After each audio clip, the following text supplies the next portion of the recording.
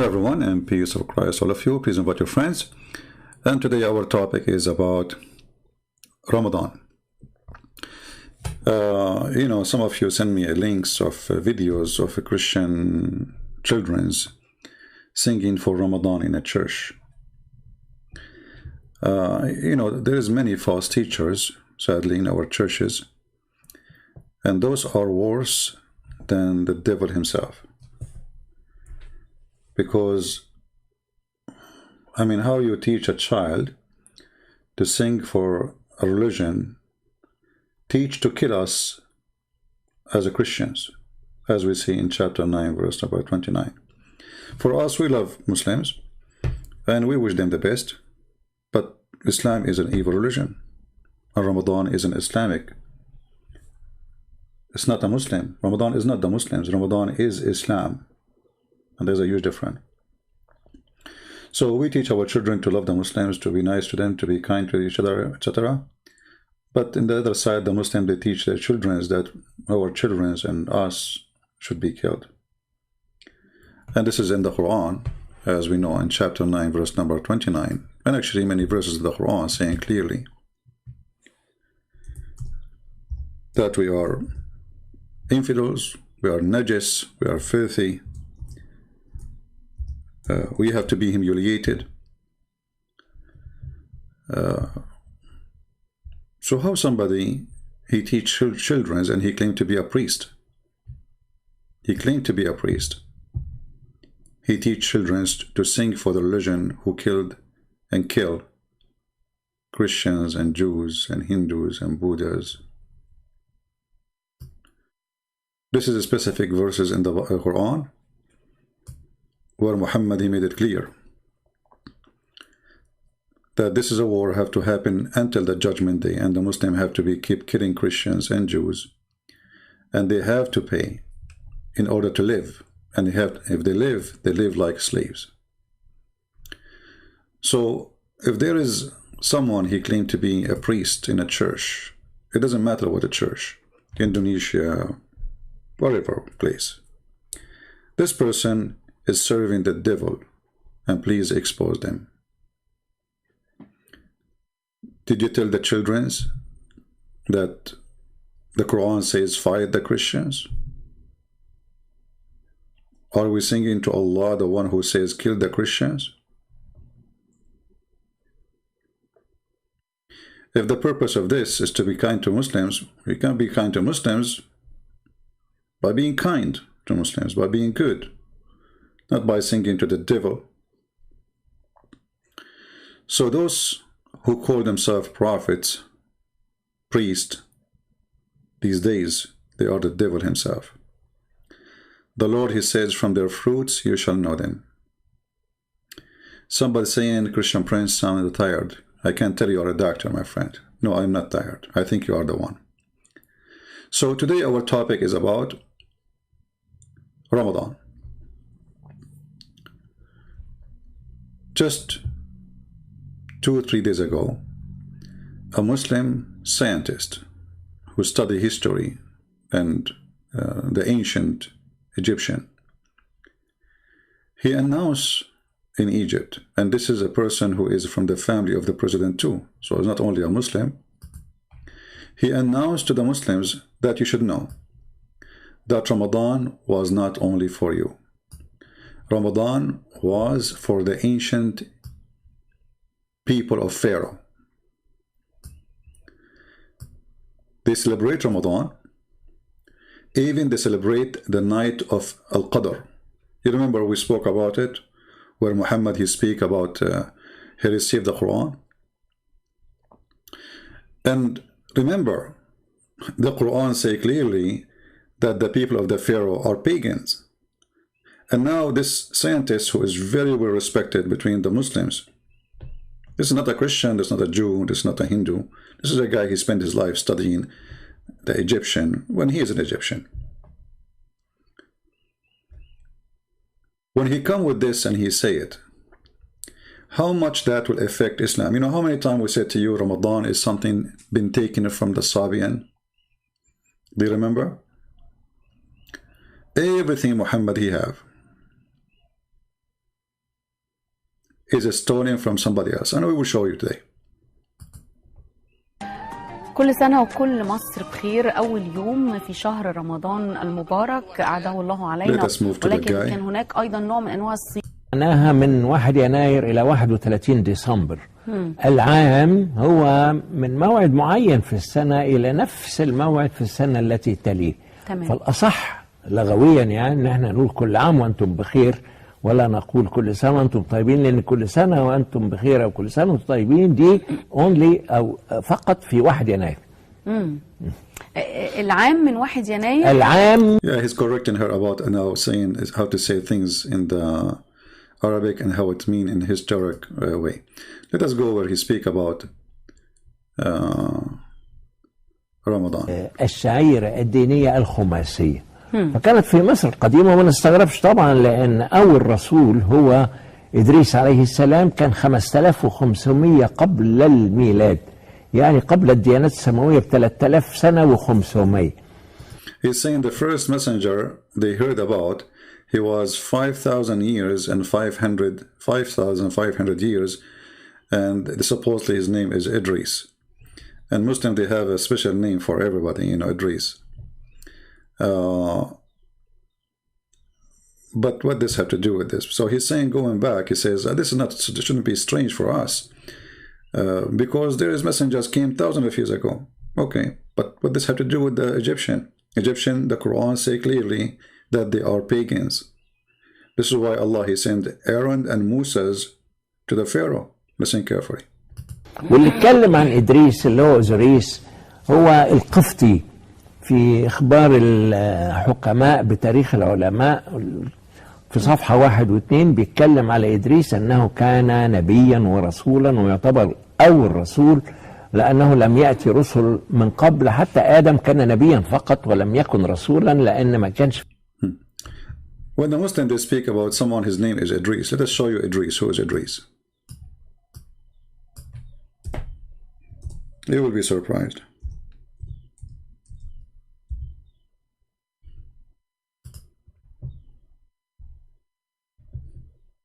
Enoch.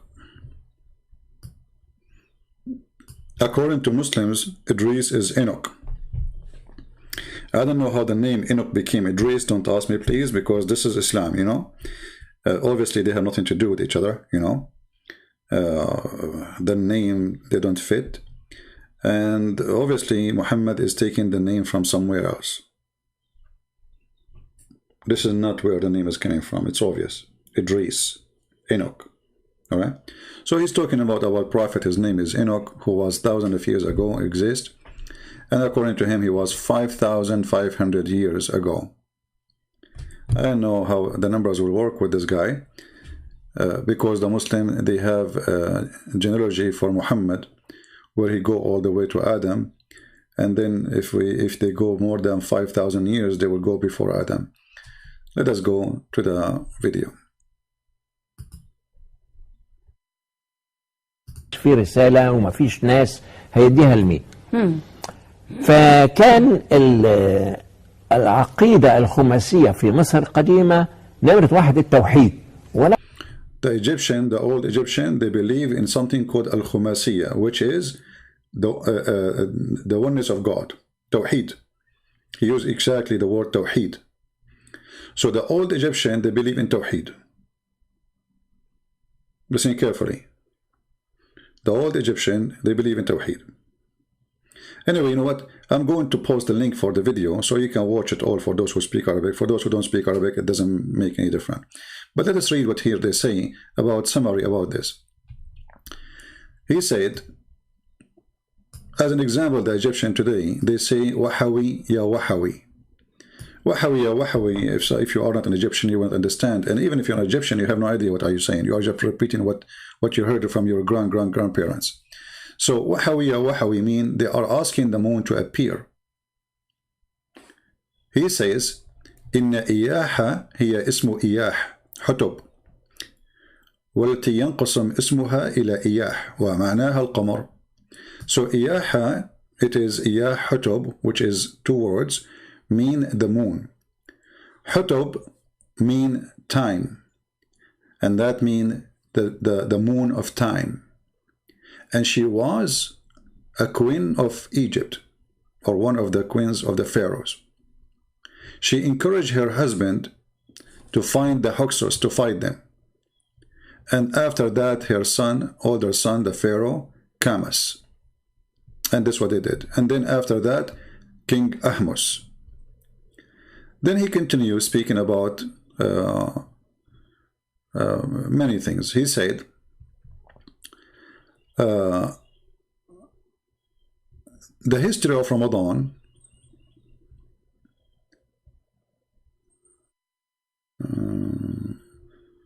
Ramadan صوم المصريين okay. This is a summary of the article. Hold on. So here they are. Okay, it says here, and that Ramadan can the most high Eid بعد Ramadan. Let us see. Hold on. Let us go to the top. He said, yes, Islam is religion where Ramadan came at that time, but the Pharaoh, the pharaohs, they used to fast 1 month for real, and they witnessed the night of Al-Qadr. Al-Qadr, they celebrate that too, which Muhammad he claimed that this is the night he received the Quran, and even they celebrate that holiday as the night of Al-Qadr. Anyway, the video is long. And he is saying, even the Quran confirm, taking that from the Egyptian saying, Ya ayyuha alladhina amanu kutiba alaykum as-siyam. And he is saying that the word siyam, the Quran, when the Quran says the word siyam, siyam is an Egyptian word. It is not Arabic. Actually, I would use Google Translation to translate the page, you know, better than just me translating. You can use Google Translation. So here he says, chapter 2, verse 183, it says, he quote this verse from the Quran. He says, it is ordered for you to do siyam. Siyam supposed to mean fasting in Arabic. He's saying this is not an Arabic word, this is an Egyptian word. Siyam. Okay? As-sawm. As-sawm. So here, you will see here, he says in his study, he says that the word sawm is coming from before Islam, from Egypt. He says, and it is an Egyptian, old ancient Egyptian. Tani saw, which means you forbid yourself from food, you know, like you stop eating and etc. Let me post the link for you. You can watch the whole video. And you can go use Google Translation. There's many articles about it by this guy, but I chose this one because it's short and the video is there anyway. So if you click at Google Translation, we have to open Google browser. Now, Muslims, they did not notice how dangerous what this guy he just said, because he just demolished the religion of Islam. As simple as that. If you remember many times I told you that the Sabian believed that the Pharaoh was a Sabian. This is why the Sabian, they hate the God of the Jews, Adonai. They call him the devil. They made fun of the Jews' God, who ordered the Jews to practice circumcision. And Muhammad, he took that from the Jews too. So let us go here, translate to English. This is the title. The pharaohs fasted for 30 days and know the night of power. Okay? And here you go down. The rest of the article, you know, let's zoom in.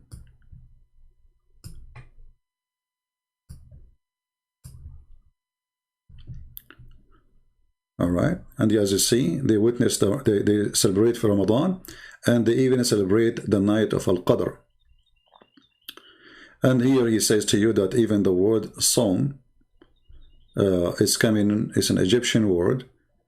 It is not an Arabic word, and this is where the word coming from. Let's see. And he says here, and this is why the Quran quoting that Allah said that fasting is prescribed for you. All right. And then here he explained the word Sawm, where the word Sawm is coming from. he says that the word Som is coming from an Egyptian word. All right. Now, it might be just a light article and light statement from a scientist who study the history of the Egyptian, but then if we go to the Quran, we will have a problem based on what this guy said. If the pharaohs and the people of the pharaohs were celebrating Ramadan, what was their religion? He said even there are people who worship one God. What was the religion? That means all the Quran is wrong.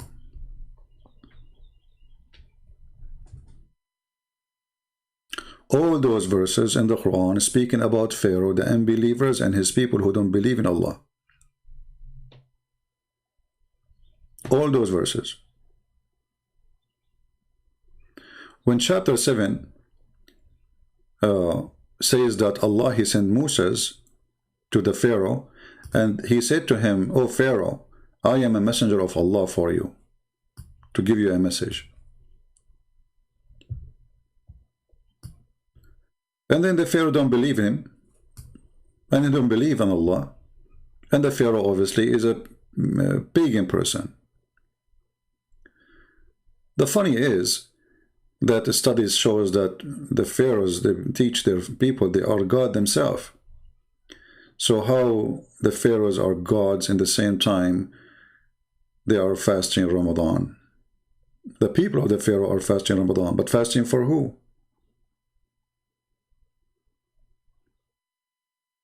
For the pharaoh.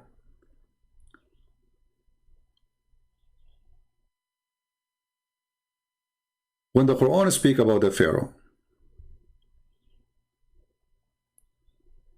and the Pharaoh says, "You believe in Moses? Before I give you permission? Surely this is a magic. This is actually not magic, sorry. This is surely it's a plot, which have plotted for you. Had a makr, deception."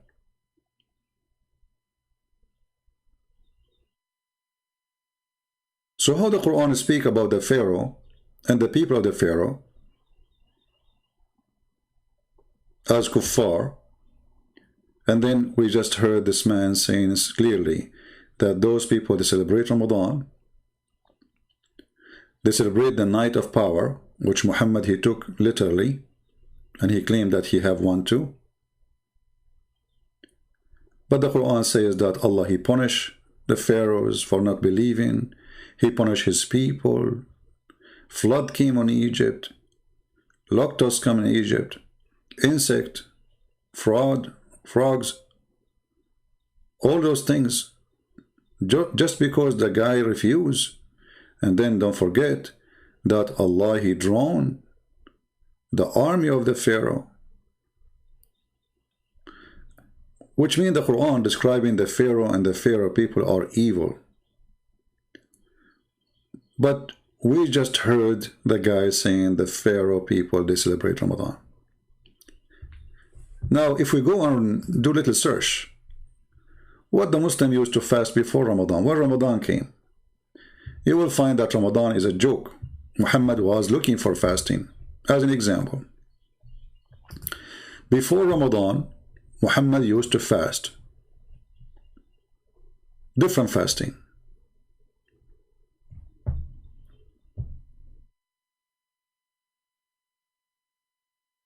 Different fasting.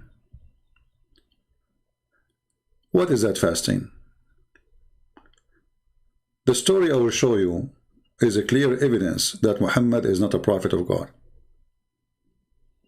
Imagine I go to a city and I claim to be a prophet of God.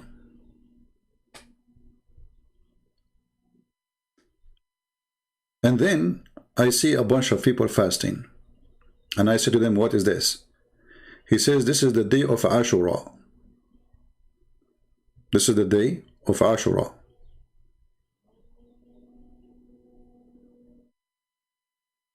He said, "What is the day of Ashura?" What is the day of Ashura? Which means Muhammad, he do not even know what is that day.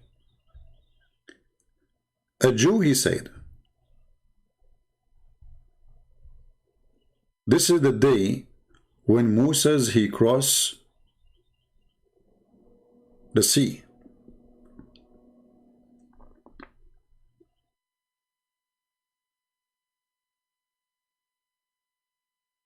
When Muhammad he heard that, he says, well, this is a day for us more than you then.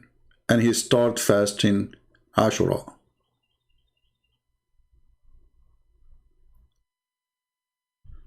Let us find the hadith, so we can laugh together at the prophet who is taking his fasting not from God.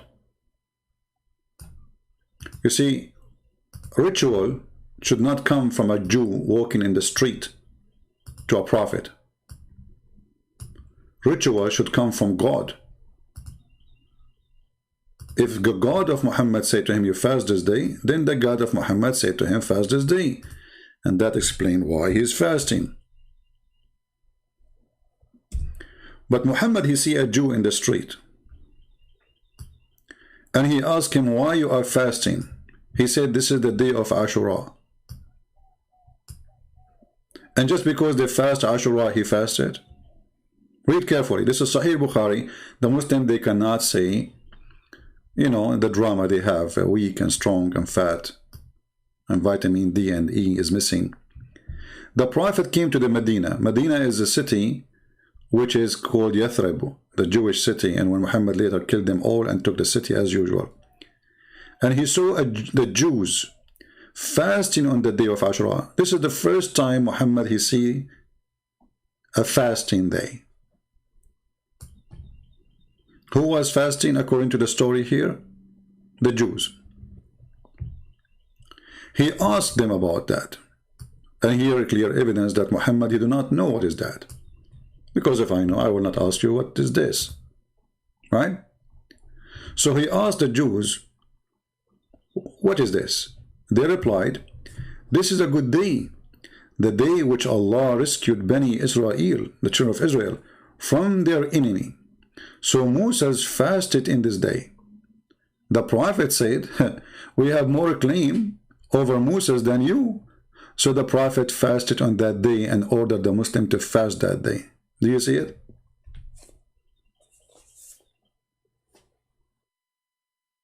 Do we have any Muslim can explain to us how Muhammad he take his ritual from the Jews?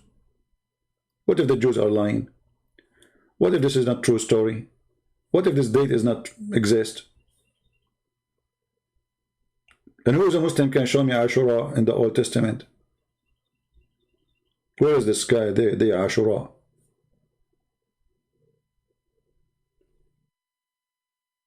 Do we have any Muslim? So I am a prophet of God. I walk in the street. I see somebody is a Hindu. And he said, you want to eat with me? He said, no, I cannot eat. I'm fasting. I say, hey, Hindu, why you are fasting? He says, this is the day of etc. What is that? So Muhammad was looking for a fasting day, and he don't have one. I will show you another example of Muhammad building a religion. Muhammad is building a religion. He don't have one yet. He claimed to be a prophet, but he have nothing. You know, he don't have rituals yet. He left the Kaaba. He have no Kaaba no more. You know, kissing the black stone is not there no more. And later he went back to his root, you know, so he started kissing the black stone again because the Jews did not accept him anyway. In different places we will find, in many places we will find that Muhammad, he was very sensitive to the Jews busting him, saying to him, anything they say to him, he considered they are saying to him, you copy us. The Messenger of Allah used to stand up for a funeral, okay, until the corpse was placed in the grave. A learned Jew here mean a rabbi, passed him and said, this is how we do it.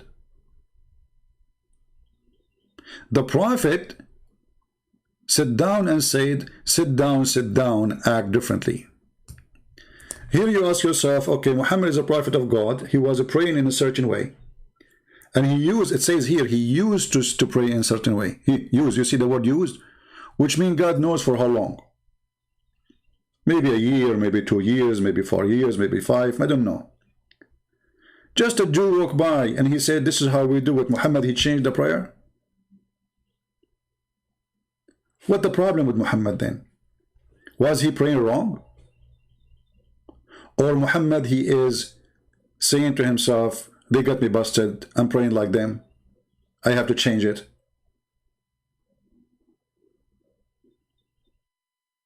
Because if this is a prayer, and the prayer of Muslims is coming from Allah, then who cares if the Jews, they say we do it this way or not? So what? And here you notice something very funny. Don't the Muslims, they say we pray like Moses? Don't the Muslims, they say we pray like Jesus? Suddenly, they don't want to pray like Moses. And how fast to change the way you pray, just because a guy, he said to you, this is how we do it. And what Muhammad, he said, sit down, act differently. I wish I have a camera at that time. That would be hilarious. Imagine if we can have a video for this. It's a funeral, and the prophet, he prayed for hundreds of times like this, and then a Jewish rabbi, he walked by, he said, Habibi Muhammad, Habibi, this is how we do it, Habibi. Muhammad, he got ticklish, like what the heck, they got me busted. Immediately Muhammad, he come with the statement, sit down, and he sat down too. Like, sit down fast. You know, sit down, you idiots. Sit down. Let us act differently, okay? Let us act differently. Well, isn't it Muhammad, you receive inspiration from God? How fast the inspiration, man? Where is Jibreel?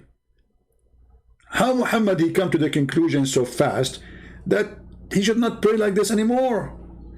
And why you need to act differently? Are you just acting differently for the sake of differently, or you are following God? A person who is following God, he will not act differently. Let us say a Muslim, he walk by and he says, this is how we do it, whatever I'm doing. And I am a Christian. Let us say I pray, I open my hand to God. I say, okay, I'm not going to do it no more. Why do I want to do that? That is really silly and stupid. But here you notice that Muhammad, because he have a reputation, that the Jews, they keep saying that he is stealing from them. And obviously it's true. It's true. And this is the fasting of Ashura, as you see in the front of you.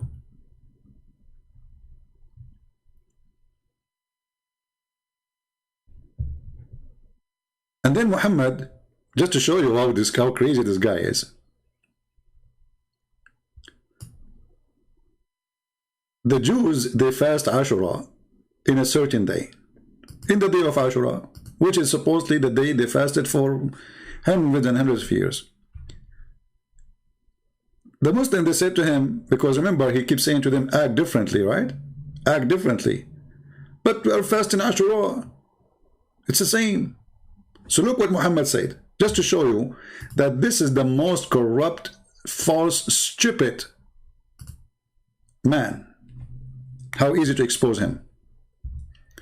When they said to him, okay, but we are fasting the same day, the Jews, they are fasting. But remember, this is the Jew fasting, supposedly.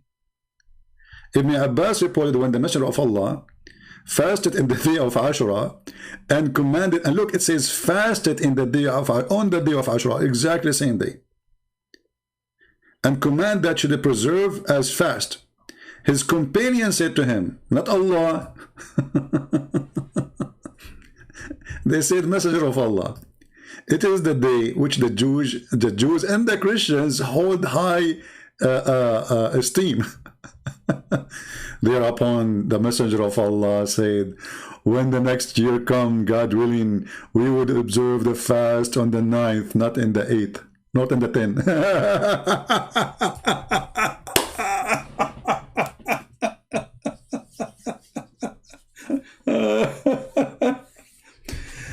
The day where Moses across the sea changed, that's it. Just to be differently, you know, okay, but isn't this the day where Moses, he crossed the sea and you believed him and you fasted yourself? Do you see what I'm talking about? When Muhammad first time he fasted this day, isn't it because they told him that this is the day where Moses fasted? Okay, so as long as this is the day where Moses fasted, and because of that, the Jews, they fast, and Muhammad accept to fast. Wonderful. You, Muhammad, you change the day? Oh, we will fast the day before it, okay? That means Muhammad is willing to change the day when Moses, he crossed the sea, just to act differently. Well, if this is the day where Moses, he fasted, why you need to change it? How you can change it? Are we listening, people? If this is the day where Moses, he crossed the sea, and because of that day, the Jews fasted and Muhammad fasted, wonderful. Then how Muhammad, he changed the date? Just because he want to look differently?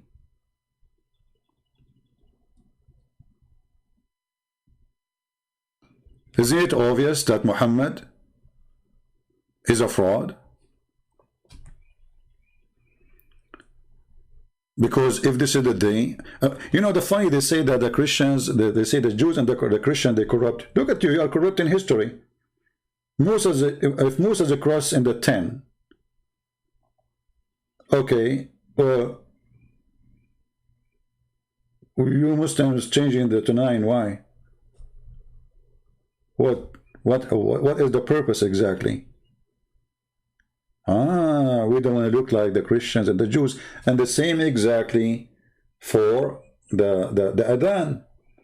You know, why Muhammad he chose the adhan? Anyone knows? Is it Allah who told him to do the adhan?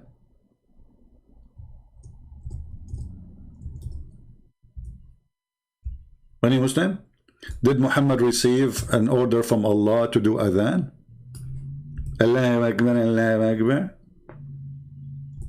Huh?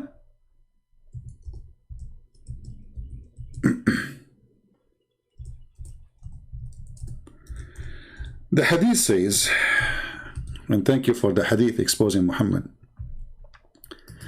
Muhammad was trying to find, as I told you, trying to establish a religion. He don't have one. The Christians, they have the bill,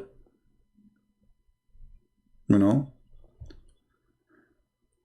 Just Jews, they have, you know, the horn they called for prayer, you know.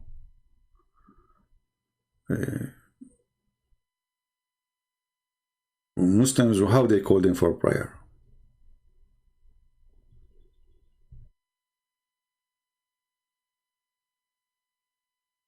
Once Muhammad, he saw a Muslim holding a bill in his hand, and he is going to use it. Muhammad, he said to the man, why you are holding this bill? Are you saying it? The man, the Muslim man, he said, no.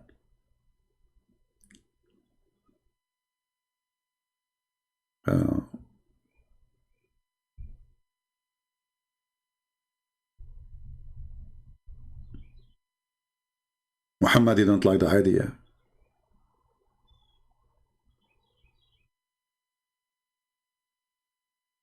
Muhammad, he decided to find a way to call for prayer.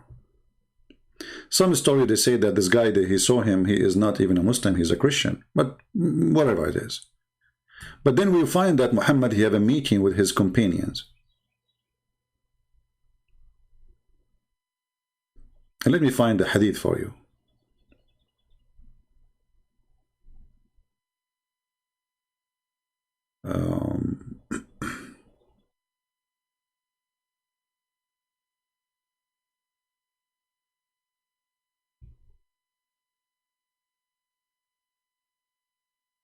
Where we will find it. All right.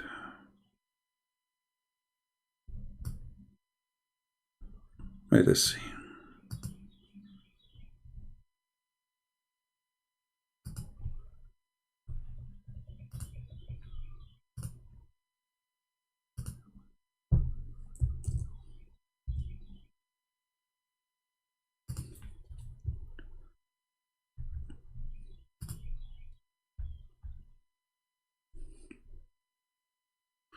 Okay, this is Sahih, so the Muslim cannot say we are making things up. When Allah Messenger ordered a bill to be made so that it might be struck to gather the people for prayer. When the Messenger of Allah ordered a bill to be made so that it might be struck to gather the people for prayer. Muslims, are you there? How Muhammad wanna call the people for a prayer? A bill?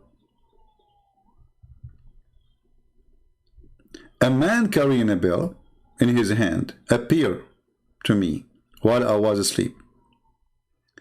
And I said, servant of Allah, this is supposedly in the dream, will you sell this bill? Muhammad is looking for a bill. Suppose this is a dream now, not real. So Muhammad said to the guy who he saw in the dream, would you like to sell me this bill? Because he needed for the call to the prayer like the Christians. He asked, will you do with it? I replied, we shall use it to call the people to prayer. He said, should I not accept you something better? Suggest you something better than that? I replied, certainly. Then he said, he told me to say, Allah is the most great, Allah the most great, Allah the most great, most great.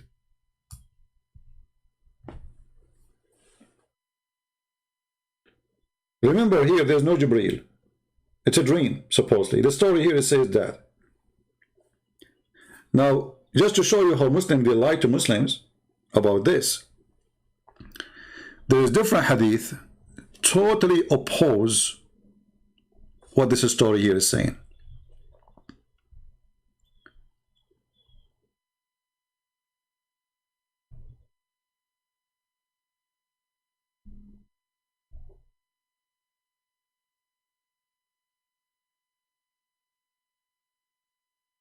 When the Muslims, the companions of Muhammad, as they called them, the gang, they gathered together and they were wondering how we can call people for prayer because people are not able to know when the prayer time is.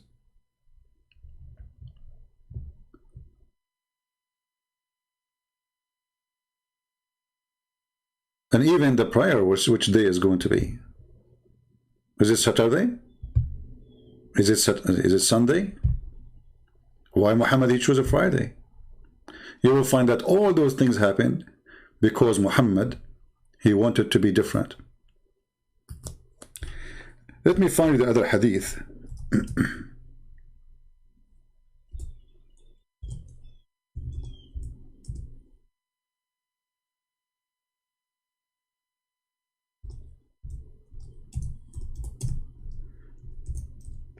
About it.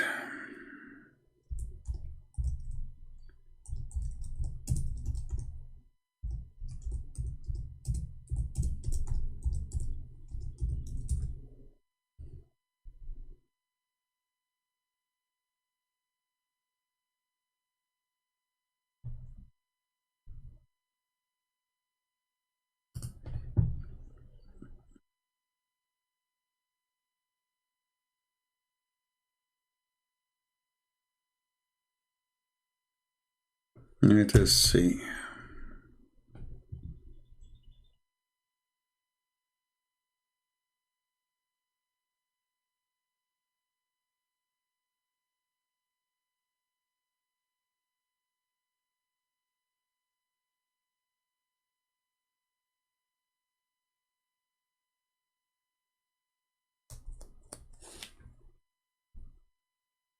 I'm trying just to find the hadith for you in English. Give me a second.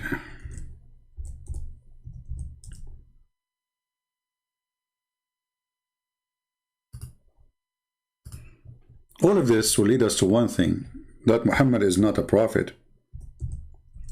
He is just trying to build up a religion. Okay. Read carefully. You see how the story changed now? They are trying to find out how to do the call for prayer. Chapter, the call of the prayer section. And as said, they mention kindling fire and the use for the use of the bell. Which one? Like, we can light a fire so people they come for the prayer, or we use a bell. And mention the Jews and the Christians. Then Bilal was ordered to repeat the call to prayer twice. This is one story.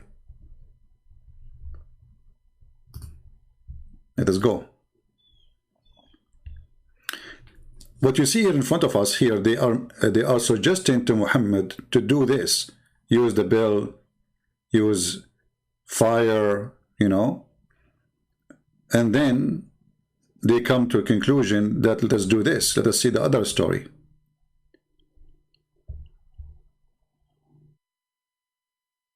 This is the same hadith I showed you already. Look at this hadith. A disaster. This is a disaster. Look at this. This is Al-Bukhari.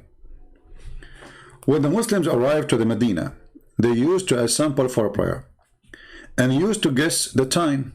They guessed the time for it during these days. The practice of adhan for a prayer had not been introduced yet. Once they discussed this problem regarding the call for prayer. Some people, which means some Muslims, companion of Muhammad, suggest to use the bell like the Christians. And this is why we see Muhammad himself, he ordered to make a bell. Others propose a trumpet like the horn of the Jews, to use by the Jews. But Umar was the first to suggest, read carefully, Umar was the first to suggest that man should call the people for a prayer. Oh boy. And this is Al-Bukhari. So the story about the dream is false. This is Sahih. And this is Al-Bukhari.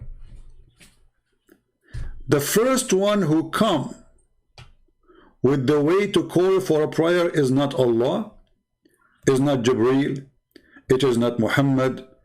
It was in a discussion about what to do to solve the problem. And as usual, the solution come from Umar. Umar al-Khattab, he says in some hadith, says, Allah, he agreed with me in 10. Some they say 5, some they say 3, some they say 7. Including the Kaaba. Why the Muslim they face the Kaaba now? It was Umar. Hijab. Who is the one who made the hijab? Allah or Muhammad? No. It was Umar. The ritual of the house of Abraham, Umar.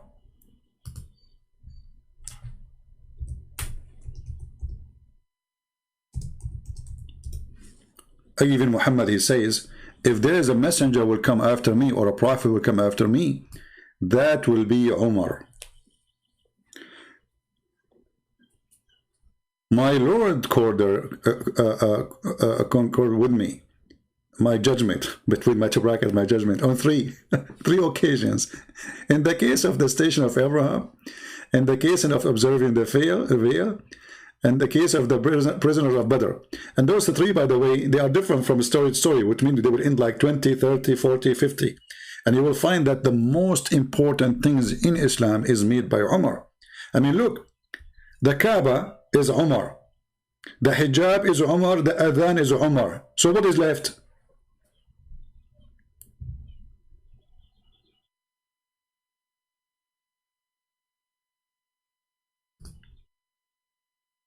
Are we following? The Kaaba, his order came from Umar. And then Allah, he took the verses of Umar, the same as I have said. Look, this is al-Bukhari. Umar, he says clearly that Allah, the verses came the same as I said was revealed. Read carefully. So this verse came down the same as I had said was revealed. Do you see it?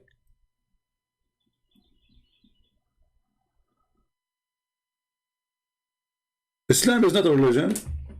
This guy is, you know, he don't know what to do. He's claiming to be a prophet. Okay, guys, what we do now? All the Jews walk by and the Jews says, this is how we do it. They act differently.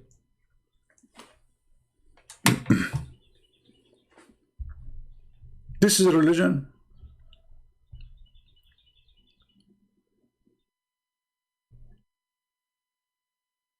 Same for Friday and Saturday.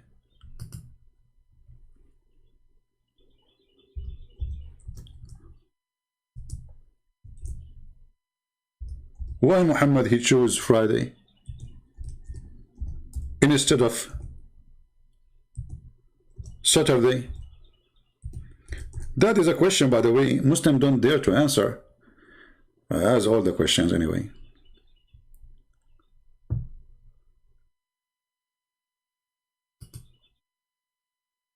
Because remember, in the Quran, Allah, he made the Jews pigs and monkeys for breaking the Sabbath.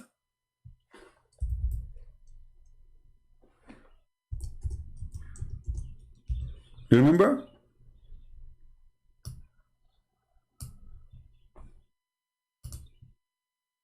Okay, that's mean this is this is the day for Allah. That's it. This is the day for Allah. You broke his day, Allah will make you a monkey. And by the way, I saw a lot of monkeys around me. They are breaking Sabbath, you know. I mean, look like Allah, he stopped making monkeys since then, you know, like, you know.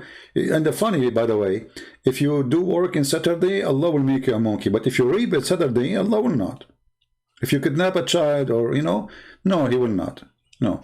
If you, you know, you do anything, I mean, only for breaking Saturday, he will make you a monkey. And what those Jews they did not do anything wrong. I mean, according to the story, they did fishing in Saturday. There's a cartoon on the internet. I don't know if somebody have the link for it. It's funny. You can watch it. It's a draw and like it's an images.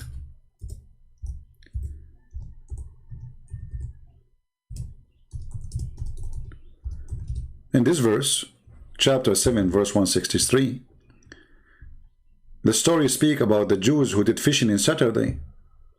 And Allah, he made the fish come only in Saturday. Allah playing games. So the fish disappeared the whole week, and those are villagers who live in an island supposedly, and they don't have any source of food. So what Allah he do, the Muslims, they say this was a test. Okay, what kind of test? You make them hungry, they will eat. So those people who Allah he made the fish or the whale come to them only in Saturday, and they run away in the rest of the week. And then when they get hungry, Allah he cursed them and he made them pigs and monkeys.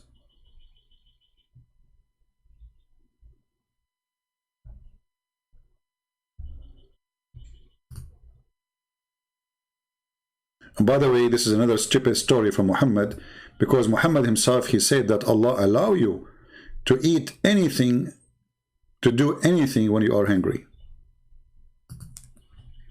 As an example, Muslim can eat even pigs, pork. When the Muslim they say pork is forbidden, that's false. The Quran say clearly in chapter 5, verse number 3, it is lawful for you, in kunta fi makhmasa, which means in hunger.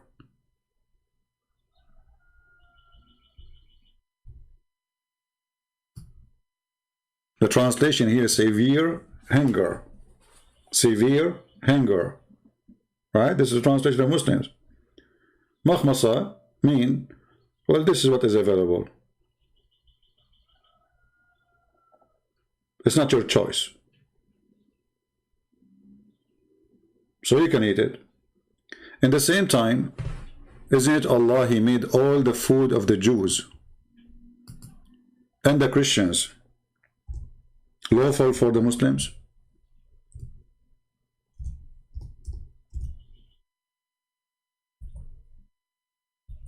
Muslims?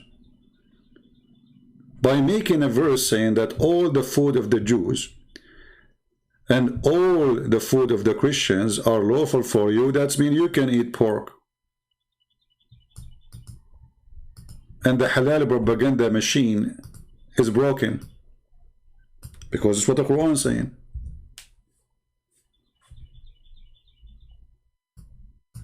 Let's see the verse.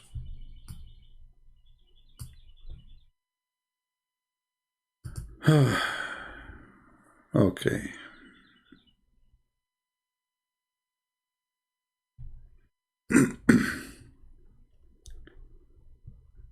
Let us find the verse. Hold on. We will go back to Ramadan. You see this, for me, I like to cover many things in the same time, so we can give you a full image.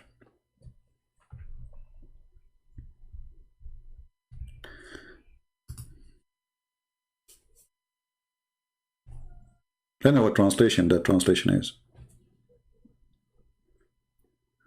What translation? Why the translation is so long? I mean, this guy, he's making it like a Hilali and Khan.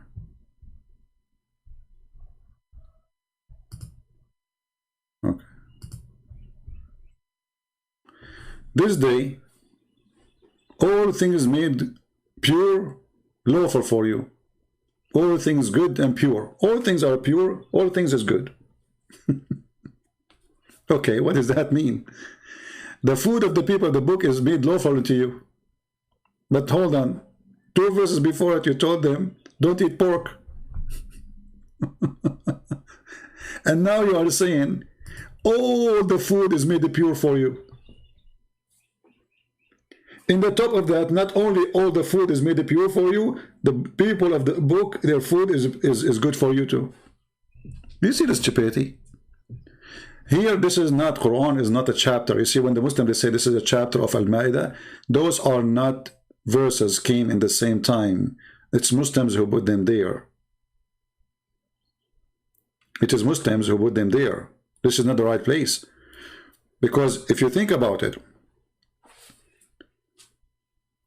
there's one is deleting the other one. If we take it in the order, here it says you don't eat pork, right? Okay. And then eat this and don't eat that. And then here he says, all food is good for you.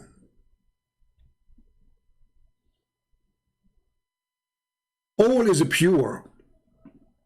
All is made lawful. All.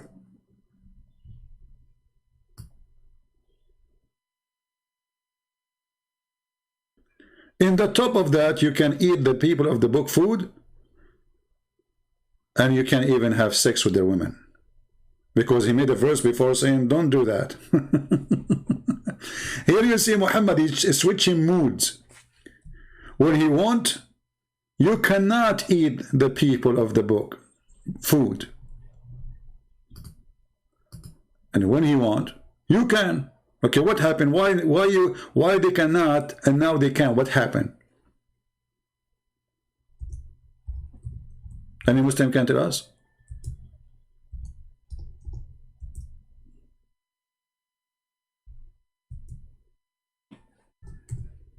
What happened? Did the Christian change? Those are the same Christians in the time of Muhammad, the same Jews.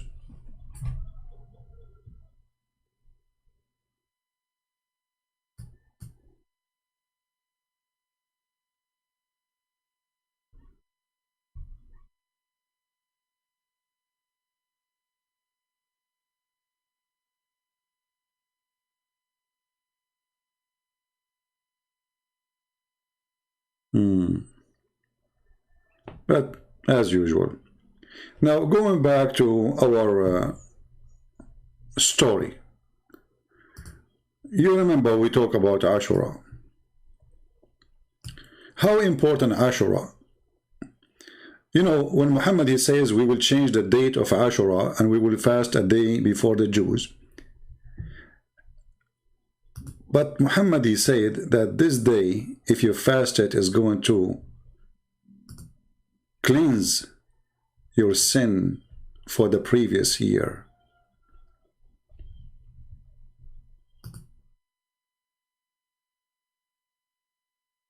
Let me find you the hadith.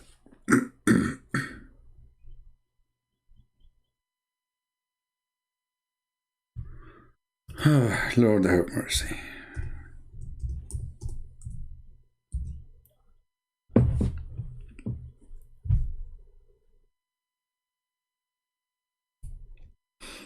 Look at this hadith first. Okay, we'll go back to this one. Let us go to the one we want. Look at this. The Messenger of Allah was asked about observing Ashura. See here, this is the 10th of Muharram. You see the 10th?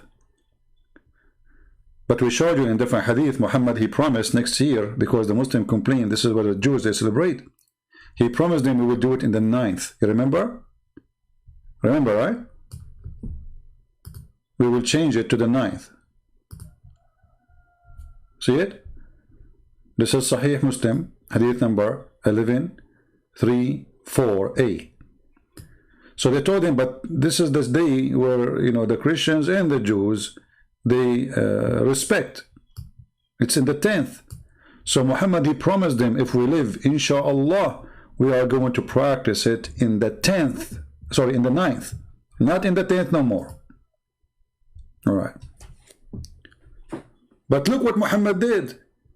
Muhammad told them that if you fast in the day of the 10th of Muharram, Muharram is the name of the month, that fasting in that day, in that date, will cleanse your sin for a year proceeding.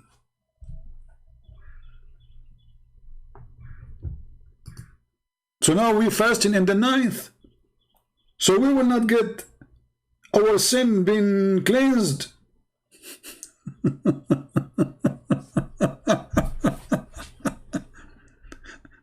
Do you see how this guy is making up stories and making up fasting and making up rules and making up reward? You just told them if you fast in the 10th of that month, and the 10th, not in the 9th, not in the 8th, not in the whatever, if you fast in the 10th, that will clean your sin. Okay, hold on. There's no Ramadan now. Ramadan does not exist yet. Okay. Why this day, if we fast it, will cleanse our sin for a year? Well, the Jews, they are fasting this day all their life. That means the Jews are going to go to heaven guaranteed. And according to the hadith here, even the Christians, they fasted. That means the Christians, they are going to go to heaven because you fast this day. Okay, guys, I'm going to do sleep around, kill, rape, steal, and then I fast Ashura. Look how easy this religion is. I mean, look how silly, look how stupid, how disgusting. So you go and you do all the garbage in your life, and then you fast. Okay, today I'm going to sleep. I will take a nap fasting. I'm fasting, you know. This is religion of God.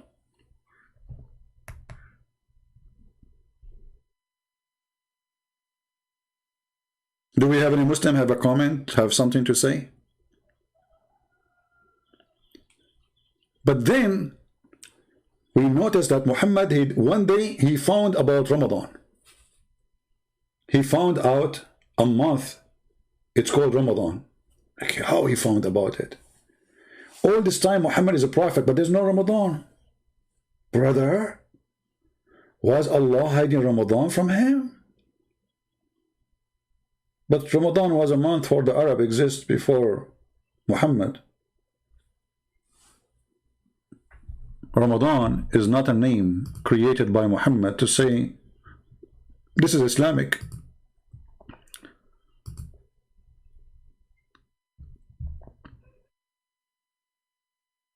Do we have any Muslim want to say something? How Muhammad he switched from this amazing day, which you fast for one day and erase all your sin. Okay, Muslims, if you fast Ramadan, is going to erase your sin for the previous year? Not only that, actually.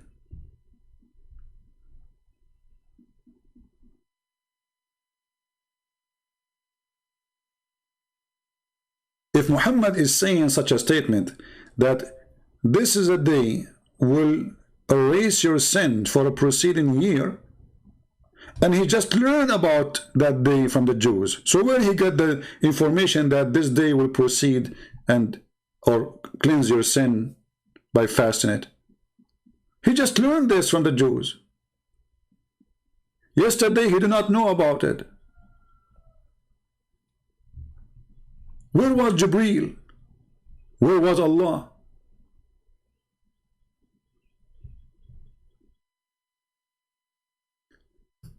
And Muhammad, he used to go around and teach people how to practice Ashura. Hey people, let me tell you how to do it. Okay, you start eating for a little bit. You did? Okay, continue the day fasting. Salama told us that the Messenger of Allah said, a man announced the day of Ashura.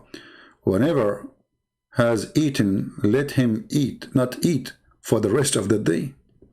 If this has became a religious stuff now, the day of Ashura is going inside Islam like a nail. It's getting deeper and deeper. Yesterday he learned about it from the Jews, and now Muhammad is creating rules about the day.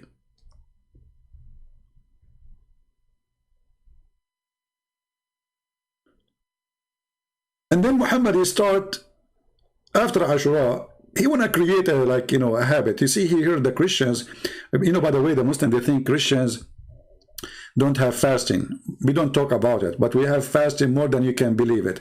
Just to let you know, if you go to the Orthodox or even the Catholic Church, you will see that there is two fasting, the major fasting, but the whole year there is fasting. There is fasting every week. But there's two major fasting, like we have now. The Easter is gone for those who celebrate the Western calendar, and those who celebrate the Orthodox calendar, the Easter is not yet.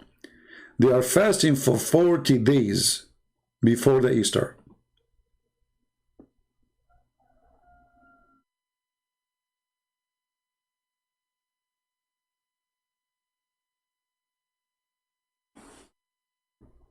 Why we are fasting?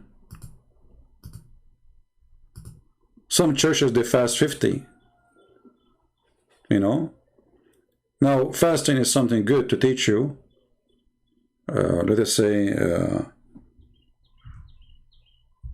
you know, manner, how to control yourself, how to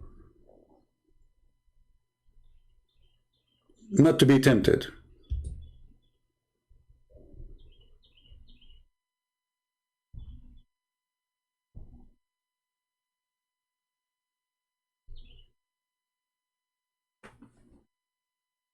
And obviously Muhammad trying to find the religion, trying to find a way. The Christian, they have fasting. The Christian, they have Bill.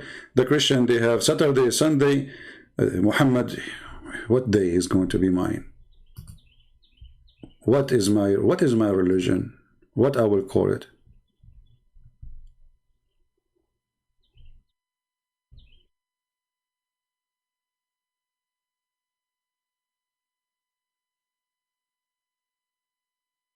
Do we have any Muslim want to say anything?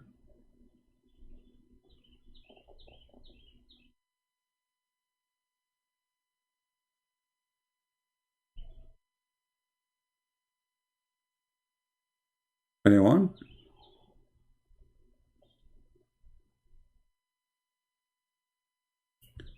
Then Ashura suddenly became not important. Ashura can erase your sin for a year. Okay, what happened now? You Muslims, what happened to Ashura? Why you Muslims don't celebrate it? Don't make a fuss about it, big noise. Huh? Is it important or not? One day, Muhammad, he met with a Sabian.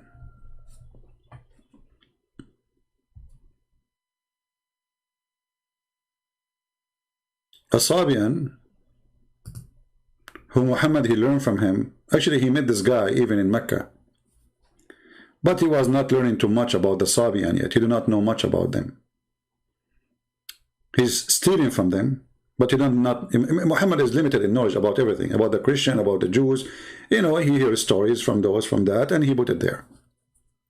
So Muhammad one day he come and he told them that we need to fast Ramadan.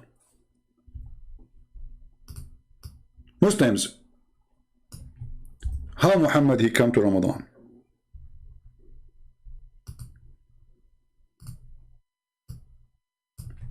If we go to the Quran, we will find the word Ramadan appear once.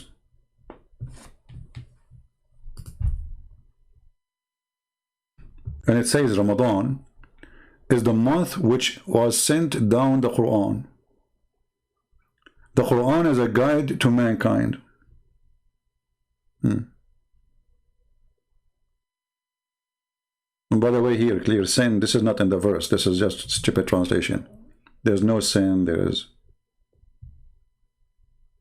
between two brackets. This is here is a garbage. It's not there. Okay, so Allah, he sent the Quran as a guidance in the month of Ramadan. But this means all the story of Muhammad is a lie. If you are saying to me that the first verse of Muhammad he received, it was received in the month of Ramadan, that means this verse is wrong. Because here it says, this is the day where Allah, he sent down the Quran. He didn't say, I sent down a verse. The whole Quran is sent down. Okay. And is Ramadan a month?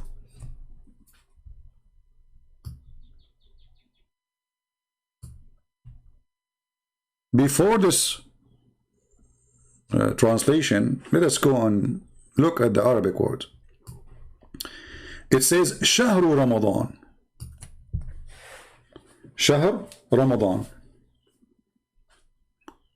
You ask somebody who speaks Arabic today, he will say to you the word Shahr means month. This is true. But this is not today. The Quran is 1400 years ago. And this is not an Arabic word. This is an Aramaic word. And remember, the Sabian, they used to speak Aramaic. The word Shahr means moon. The word Shahr is not a month. It is a moon. How we can prove that? Look, if we change the translator, just change the translator, you will see how everything changed in a miraculous way. Let us see a big tal.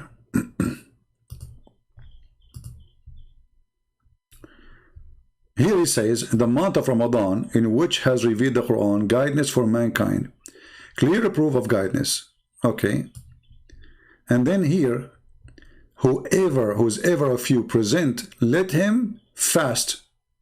Does it really say that? No. It says in Arabic, فَمَنْ شَهِدَ مِنْكُمُ الشَّهْرِ شَهِدَ مِنْكُمُ الشَّهْرِ. Whoever eyesighted the shahr, the moon. This is why the Muslims, they are celebrating, saying, hey, Allahu Akbar, we saw the moon. You see how they lie to you, and even their translation, they corrupt their Quran to deceive you that they are not following the moon. Whoever of you sight the moon, not the month. You cannot sight a month, you idiot.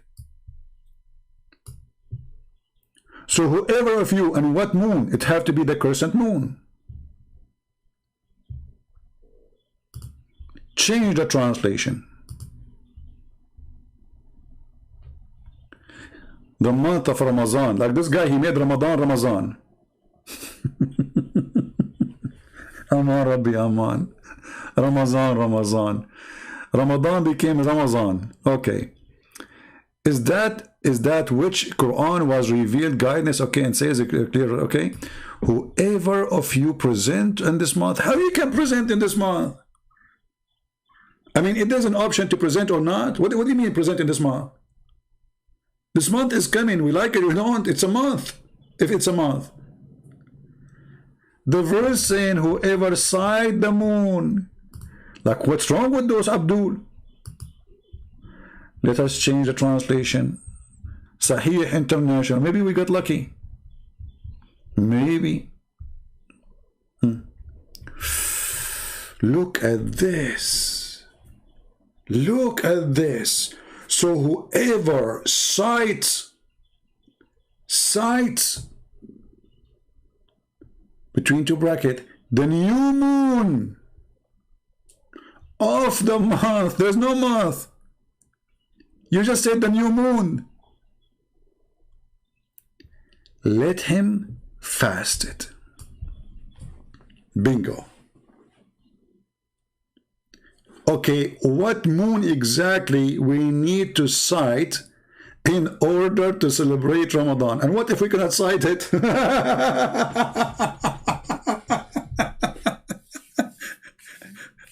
What if you live in Alaska?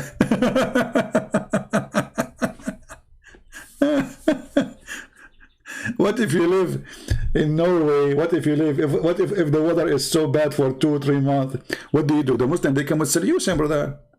We wait a day or two and then we celebrate anyway, you know. But the Quran says, whoever of you sight.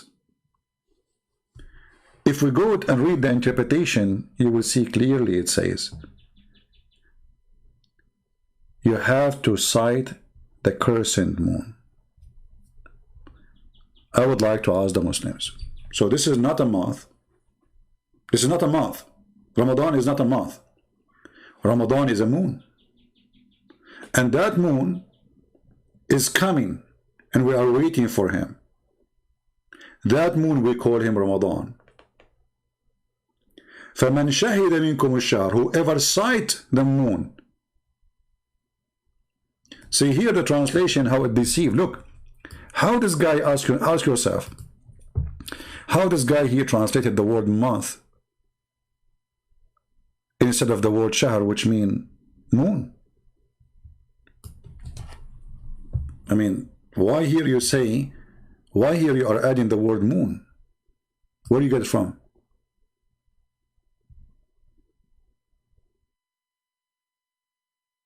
This is the same word. فَمَنْ شَهِدَ مِنْكُمُ الشَّهْرَ. See here, in the same verse, the first 2 words, he did not translate it as a moon. This is the word shahr. Here, it is a moon.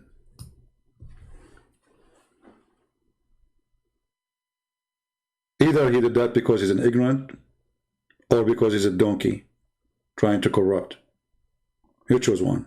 Both will make you a donkey. So whoever of you, the moon of Ramadan is where Allah He sent the Quran.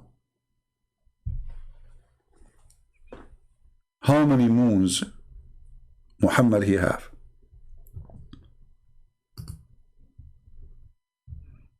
Do we have any Muslim have an objection?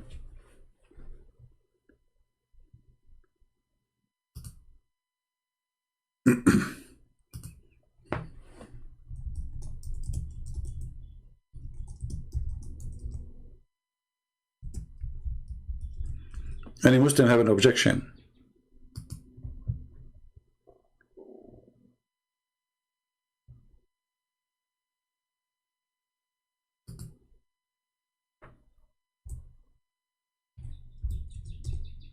All of you agree with me? That's nice.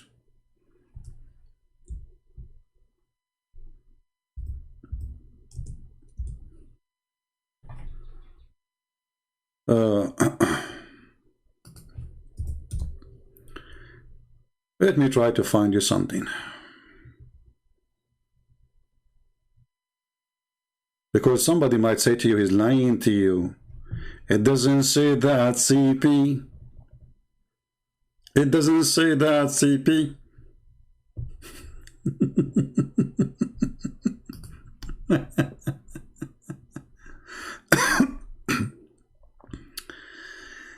Let us try to find an old Hebrew or Aramaic dictionary.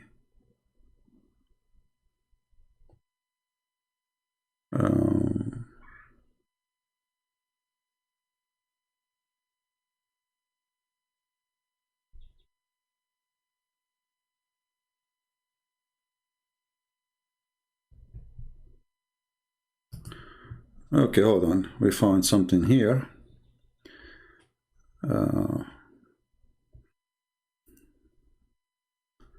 Which will take us back to the Egyptian. Let us see.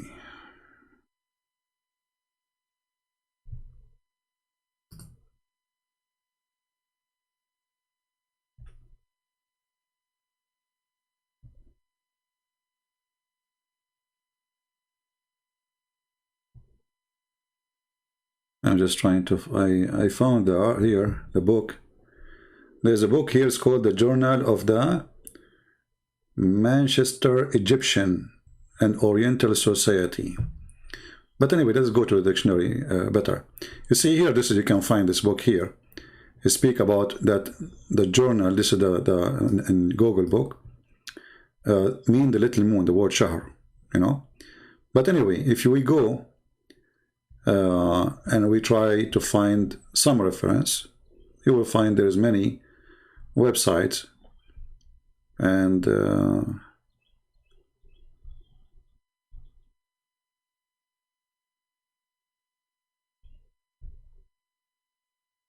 I click at this one, but this is a book of an American writer. Oh, this is a PDF file.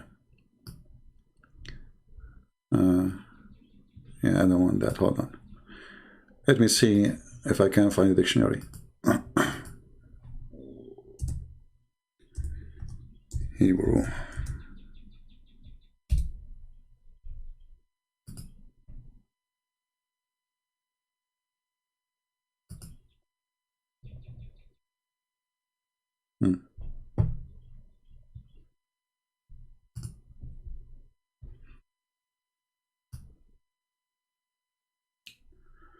What does shahr mean? This is baby name media, whatever, you know.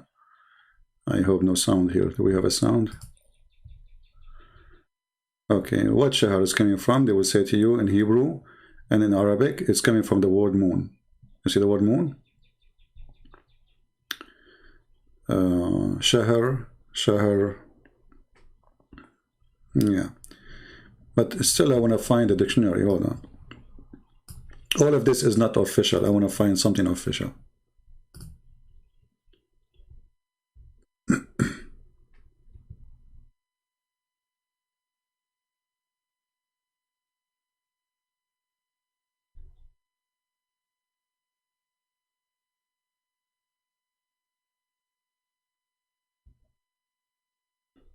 Like what we are finding now is Wikipedia. I mean, you cannot take it as a source. Anyone can do editing.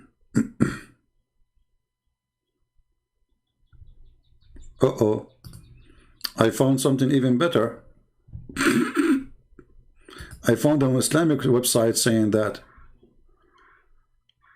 Oh boy. Let us put it on the screen.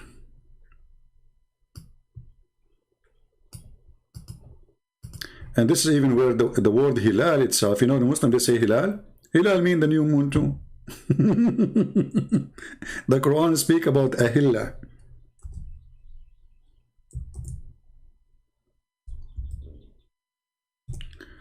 Let us see, hold on.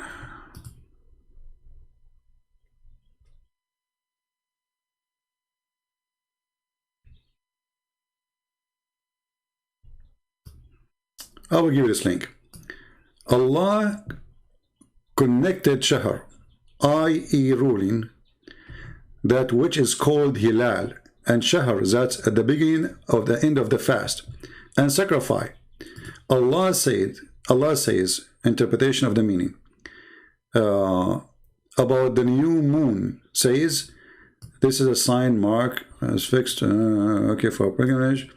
Okay, the new moon is al-hilal, ahilla. Okay,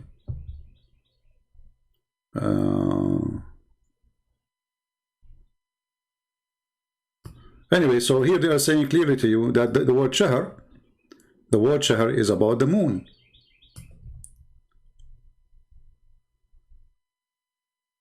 Analogy with the new moon. Okay.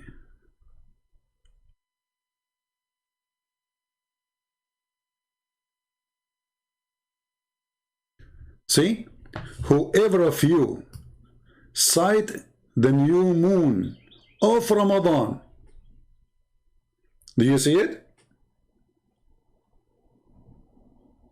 So Ramadan is a moon, and whoever sight the new moon, because Ramadan is a moon, who appear once a year, and this is what the Sabian they believe. The Sabian they go. They have 2 cities in the north of Iraq. So they say goodbye to the moon last year when the end of Ramadan is over.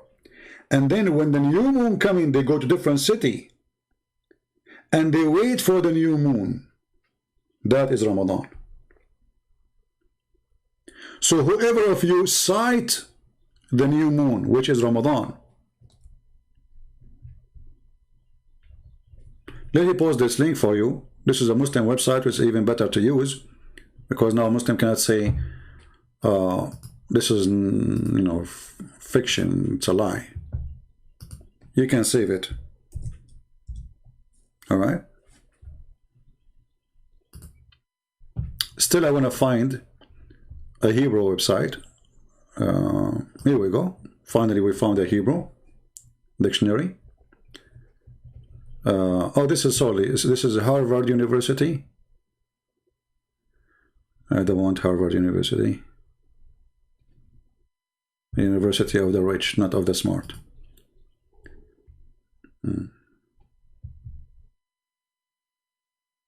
Okay, here we go. We found a Hebrew dictionary. Wonderful.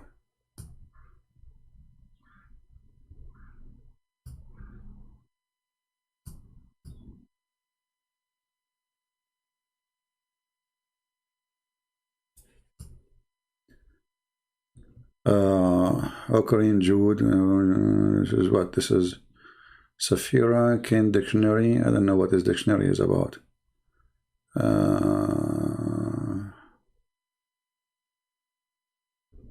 Arab Shahr, Ethiopian Shahr. Regardless what they are saying there, it's not really, I don't care. But just I want to show you that the word Shahr mean moon and mean the moon god too. It's the crescent moon.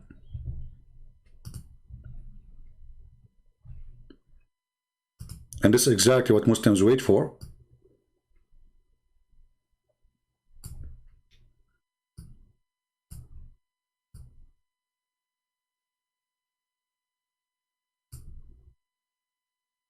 Do you see it?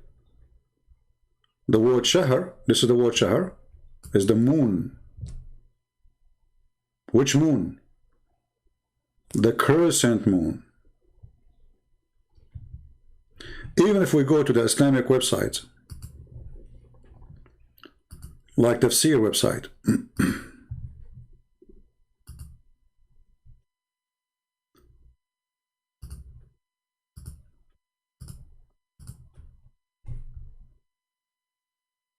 let us see.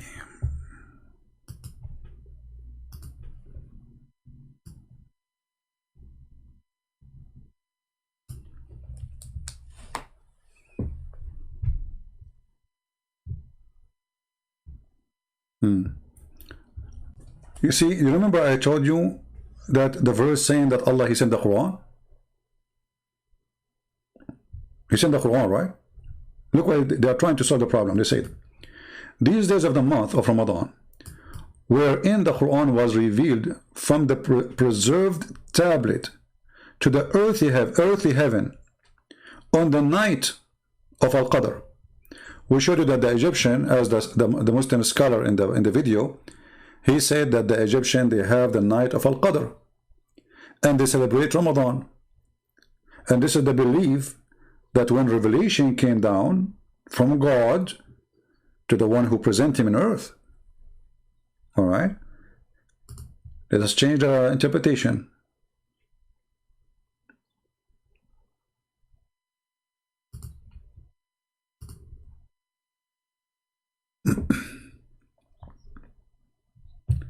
This month, Ramadan, is the month which revealed the Quran, whereupon Jibreel brought down the entire Quran to the first heaven.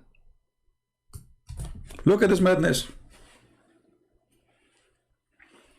Jibreel, he brought the Quran, the entire Quran. You see what I told you? I told you the verse here is wrong, because if Allah, he sent the Quran, the verse doesn't say Allah sent the verse. The verse says Allah, he sent down the Quran. So the Quran is already revealed. And now the Muslims, they try to solve it. They say, oh, he revealed it, he sent it down, but to the first heaven. But this is not down yet. It's still we will not receive it. Because you Muslim, you claim that Muhammad, he received the Quran in that day. Not the Quran sent to the first heaven. Why Muhammad, he lived in the first heaven? So the Muslim, to find solution for the stupidity of the verse here, they come with their own fabrication, saying, oh, Allah, he sent the Quran, yes, but not to us. He sent it down to the lowest heaven. Why Allah he do that? I mean, what lowest heaven? What do you mean lowest heaven? Here you will see that the one who make explanation for the Quran, they are stupid. Why? Because the Quran itself says the following.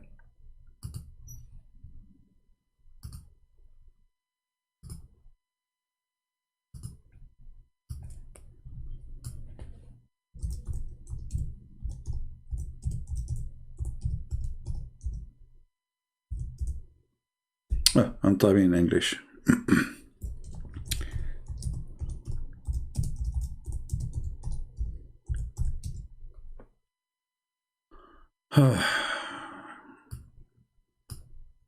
What a stupid cult.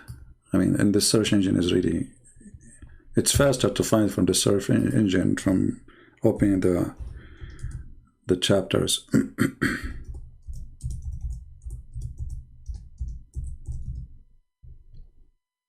All right. So if we go to the chapter of Al-Hajj, and remember, this is Al-Hajj chapter.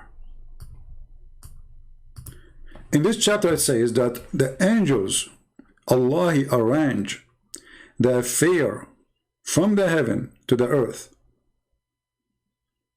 and they will go up to him on a day which is equal to 1,000 years if you're counting. Okay, so where is the Quran? Where is the Quran? You see, if the Quran, because the angels, they get their orders from the Quran. They don't see Allah. All the Muslims agree that the angels, they get their orders from the tablet. But they just told us that the tablet is in the lowest heaven, according to the interpretation. But the verse here says, he arranged every affair from the heaven to the earth, then its affair will go up to him in a day, up to him, not to the lowest heaven. So the tablet is there. And the funny, Allah have a tablet. I mean, what is that? You know, Allah, he wrote the tablet and he put it between the eyes of an angel. His name is Israfil. And this is another story Muhammad, he stole from the Jews. If you ask the Muslim what Israfil mean, they don't know. What Jibreel mean, they don't know. What Mikael know, they don't know. There are names, they stole them. Did you ask yourself why Jibreel, his name is Jibreel, not Jibreel Allah? Because Il is a word meaning God in the Aramaic language. And even in the Hebrew. That's why we say Emmanuel, Mikael, Gabriel, Israel, Ishmael. All those words end with Il. Il is word meaning God. So how come the angel of Allah, he end with Il, and we cannot find Il anywhere in the Quran? How suddenly Quran became Arabic, but the names, they still belong to different religion, belong to different language. If the Arabic is the most favorite language for Allah, how come all the names He have for us are foreign names? If you ask the Muslims, okay, who is this guy Abraham? What Abraham mean? They didn't know. Ishmael, what Ishmael mean? Isaac, Jacob, Israel. They didn't know, because everything in Islam is a theft. So Allah, He sent the Quran in the month of Ramadan? No, He sent it in the moon of Ramadan. And whoever of you witnessed that moon, whoever of you sight that moon. Let me see Ibn Kathir in English, what he is saying about this one. Let us see how much they deleted from the interpretation. Usually those things are not important for them, so they don't delete much. Let us go to Ibn Kathir.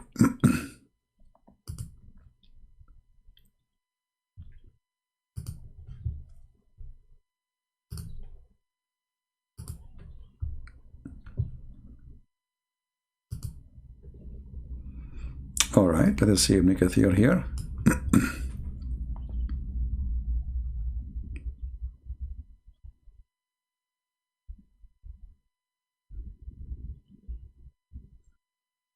Okay, hold on, I think 185. Why we are here? Why is taking me here? Oh, this is 84. I was wondering why it is. Okay.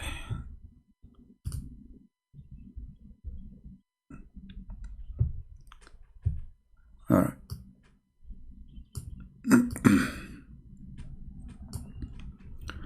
Look here how they try to lie to you, but in the same time they got themselves busted. So whoever of you sight the crescent on the first night of the month Ramadan. Where is the word month and where is the word crescent? Are you adding words, or simply how Ibn Kathir he come to the conclusion that this is the crescent moon? Because simply this is what the word shahr mean. Shahr mean moon. Allah, He have 12 moons.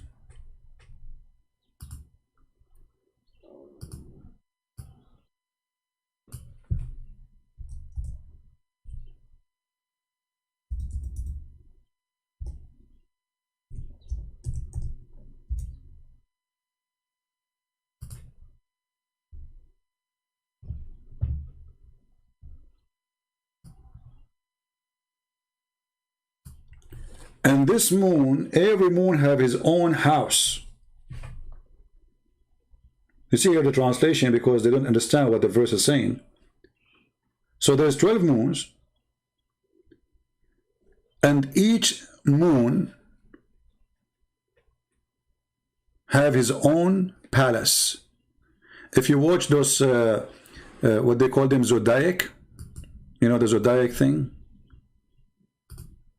Let me see if I can find them, put them for you in the screen, so you get excited, especially those who believe in those silly stuff.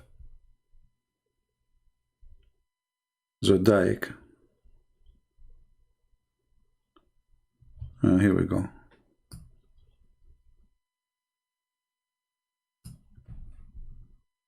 I will put it. Let us see.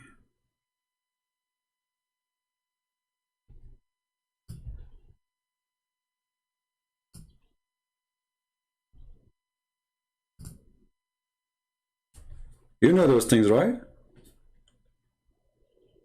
The zodiac. Those they present houses of the moon.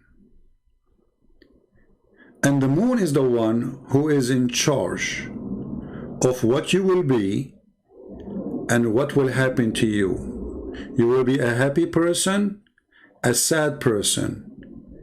You will be worthy, you will be filthy, you will be bad, you will be good, whatever you will be. Muhammad, he took from the old legions everything with no exception, and he adopted. And even in the Quran, Muhammad, he made it clear that there is a 12 moons if we go. You see, we proved to you already that the word shahar mean moon, right?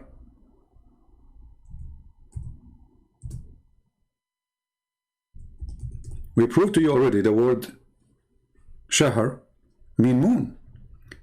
The Quran say clearly the numbers of moons for Allah are 12.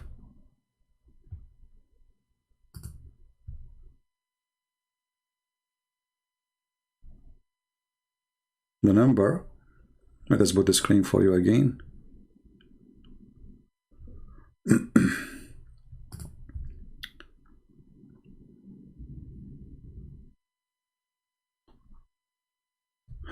Lord have mercy. See, sharing information, too much information, let us say, is not easy. Some people, they cannot handle it. It's too much. That's why not many people like, to watch my videos. They are long and too much information coming, and it's not relaxing really. Indeed, the numbers of moons, not month. Remember the word shahr, we prove it to be a word mean moon. So the number of moons for Allah is 12 moons.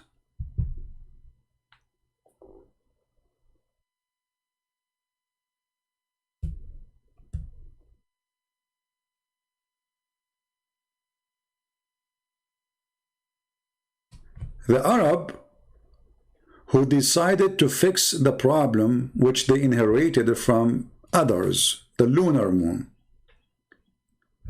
they used to add every 3 years 33 days.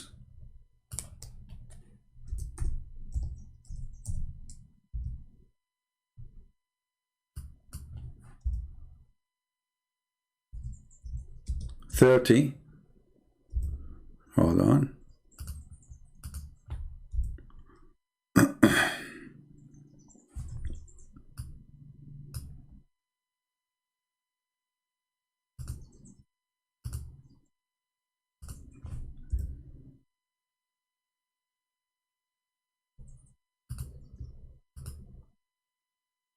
In chapter 9, verse number 37, Muhammad, he called those who try to not to practice the Sabian.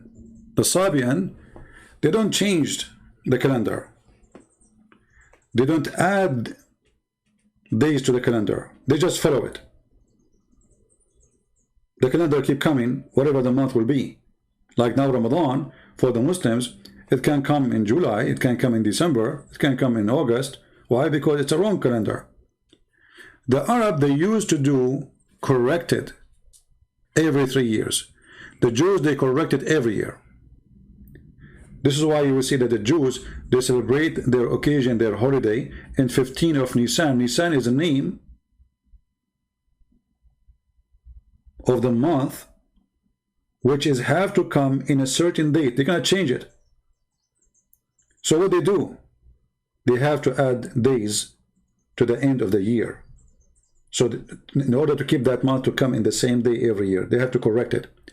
Muhammad, he considered such an act of the devil. Why? Because the Sabian, they told him that this is wrong. So look what Muhammad says.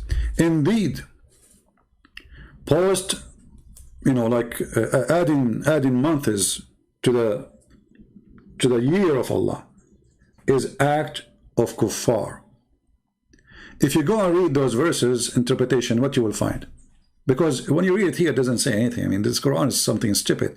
I mean, what we read from this? What you learn from this? Nothing.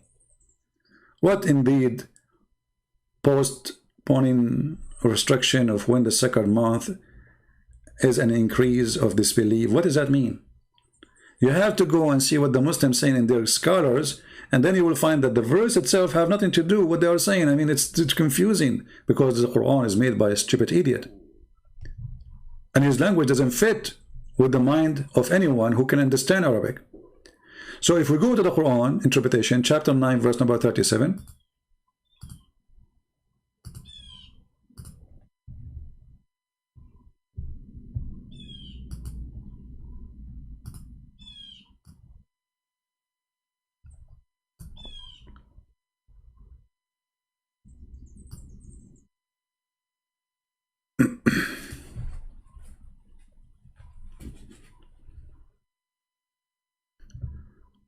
You will see here, they are speaking about that the kuffar, they are adding month to the year. That they make up, that they match the number of months with Allah, which has, we make it holy. So those Arab, in order to correct the calendar, they add every 3 years, they add a month. And this month is rejected by Muhammad. And this is why the Islamic calendar now is messed up. Like Muslims, they celebrate the day of Muhammad's birth. You will find he's born in January sometime in July, sometime in February. It's all over the place. Why? Because Muhammad, he refused the Arab correction for the calendar. For Allah, he made the 12 moons. Who are you to add one more? Allah did not have 12 moon. Allah, he don't have a 13 moon. He have 12.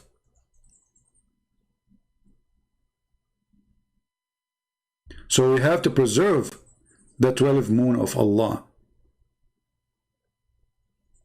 And the one who add a moon to the moon, he is committing evil.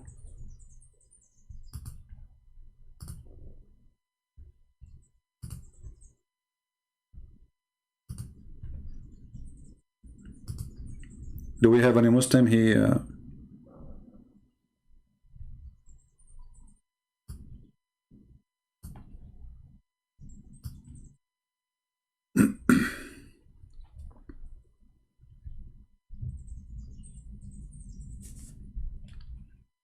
See, they are delaying a month. How they delay that? They add a month because the calendar is wrong. You cannot delay it, but if they don't delay it, the calendar is screwed up. Your Ramadan, it might come in December, and a few years after, it might come in July. Every year, the calendar of Ramadan is different from the year before it. If we go right now and search in Prophet Google, peace upon him.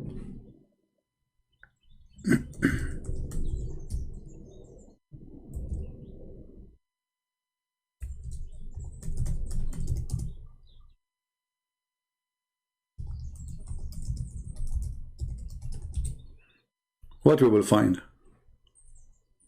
I just searched Prophet Google. It says to me that Ramadan, depends in the year, you know, like whatever year you are in.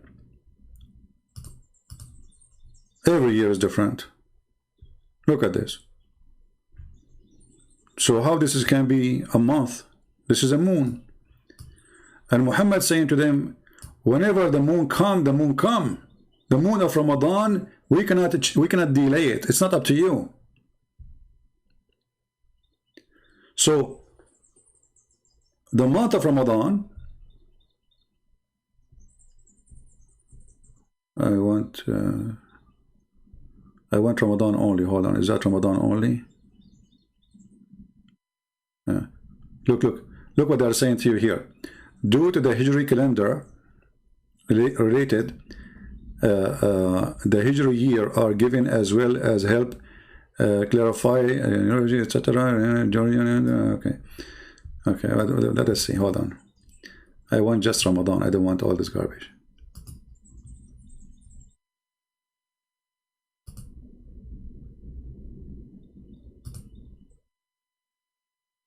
Okay.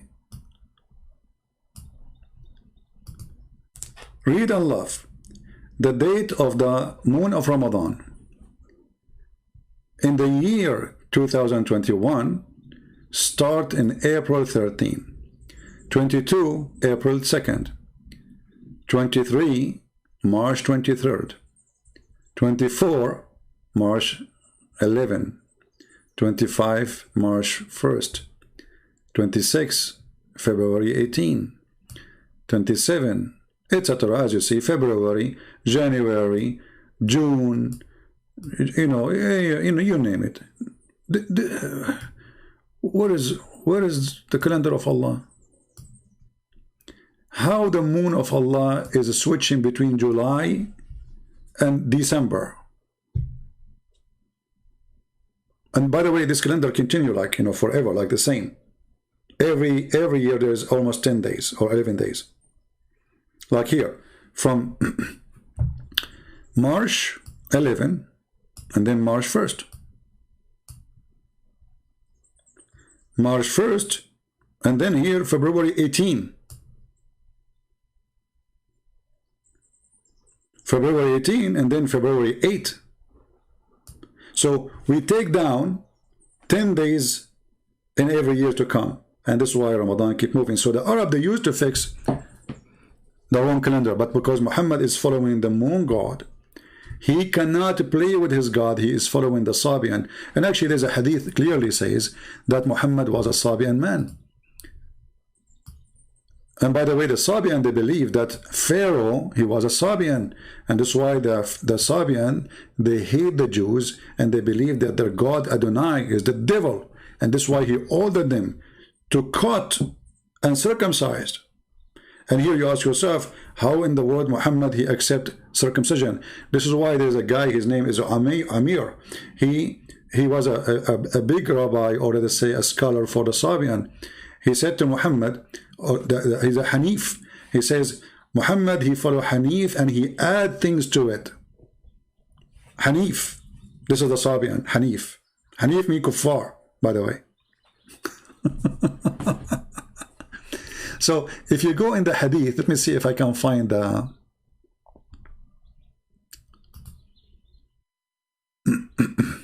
okay, I found it. Let's put it in the screen. Are we taking long? Are you guys tired?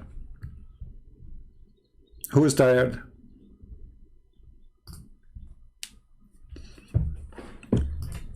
Look at this hadith with me. Muhammad, he was with his gang looking for victims as usual, to rape them, steal their money, take their women. So they needed water.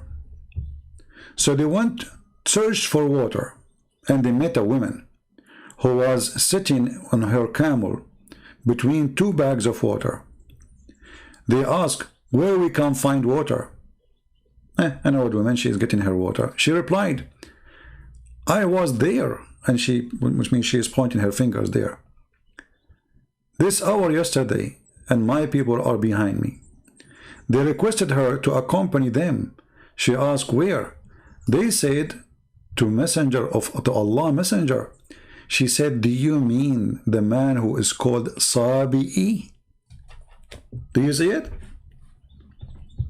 What the Muslim, they said yes.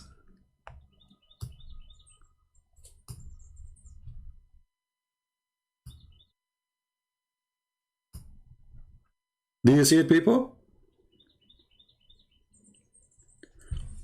The woman, she said, is that the man who people call him Sabi'i, which means from the Sabian?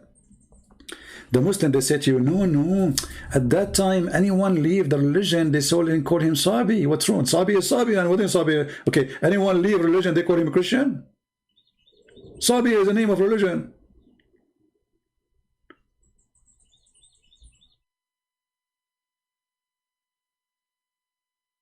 So, is that the one they call him Sabi?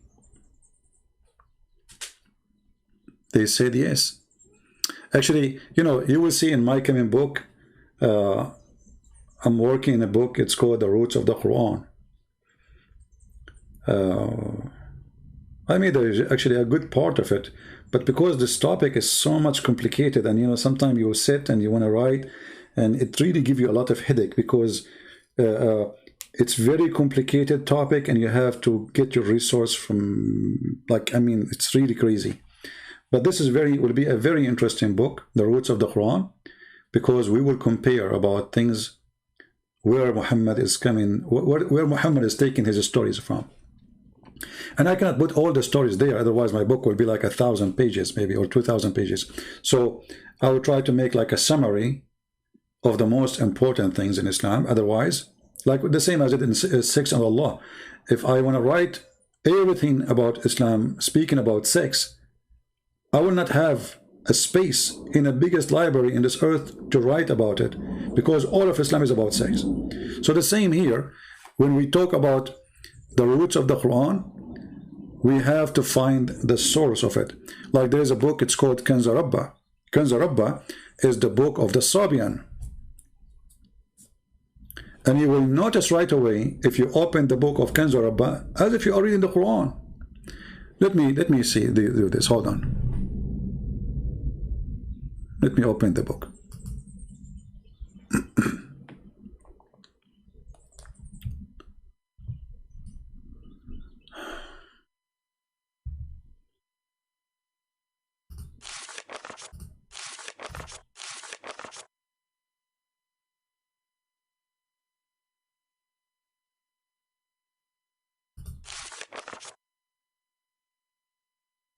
I'm just flipping the book.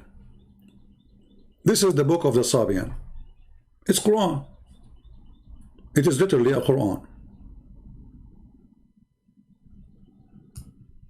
And actually here in page number 14, this book have right, Kanz Rabba right, and Kanz Rabba left.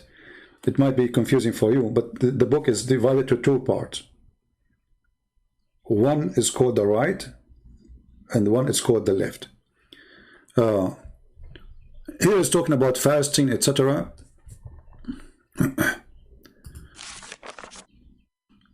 But if you read, you will see that it is Quran. Even the way it is made, it is Quran.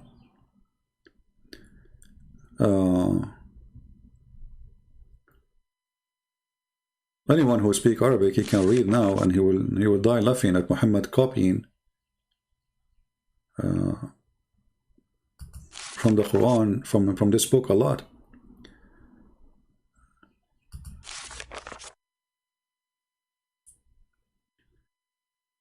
And you will notice too that it is the same style of Arab words. And you will see the first page in the book of Kanz Rabba right is Tawheed.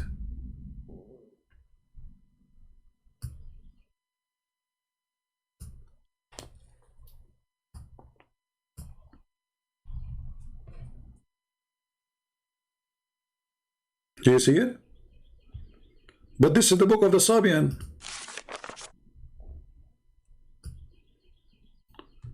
This is Kanz Rabba, right? Okay, how Kanz Rabba right? Speaking about Tawheed.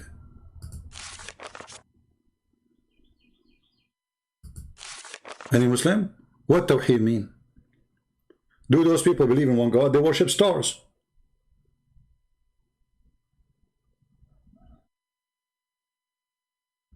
They worship angels.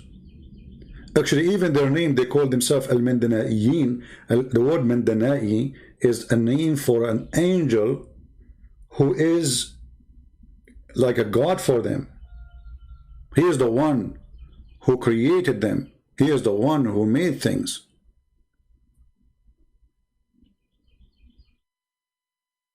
And those people believe that those angels, they have ranks. They are gods, but they have ranks. Higher ranks, lower ranks. There's angels who create.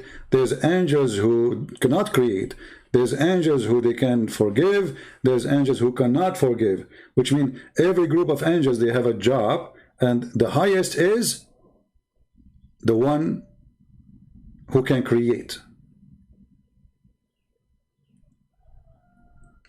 And the one who can create is in total agreement with Allah.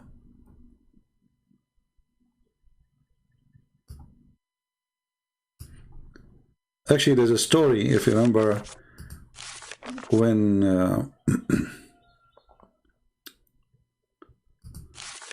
Allah ordered Adam to bow down, sorry, the angels to bow down to Adam.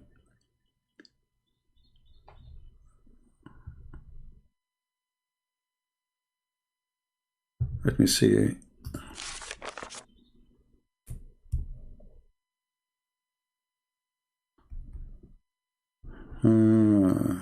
Let us see. Anyway, this is a different topic, but you will see, like, I mean, how much Muhammad is copying from this book. This book, when I'm done with it, is going to be very interesting, but it's taking too much time. I'm working in this book almost now for, I think 3 years. You know? But I will finish it for sure. I'm not able to sit every day and write in it, but I think soon I will start like taking some time off from YouTube and those things so I can write. Anyway, do we have any Muslim have an objection for what we said? Anyone can prove us wrong? Anyone?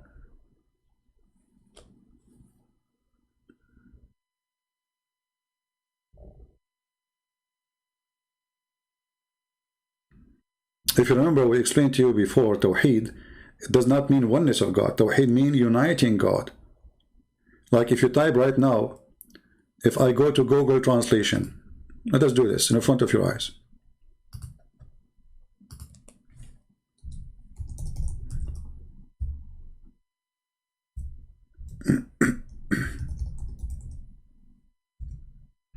All right. I will type the word Tawheed in front of you.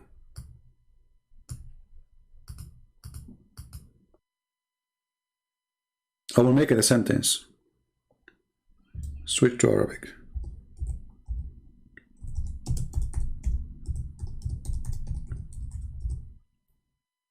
Okay, choose Arabic. Do you see? I just typed the Tawheed al-Dawal al-Arabiya. Do you see it? This is Tawheed. I will play the sound for you too, so you can see. I type the word Tawheed. You will hear it in Arabic. It says Tawheed. Let us put it in Arabic. Let us turn the speaker on. توحيد الدول العربية. You see it?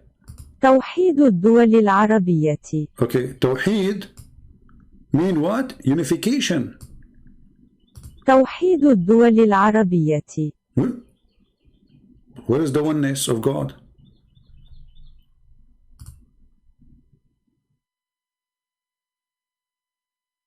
Do you see it? Tawheed is unification. You don't unify something is one. If something is one, you do not need to unify what is one already. It's one. It's united.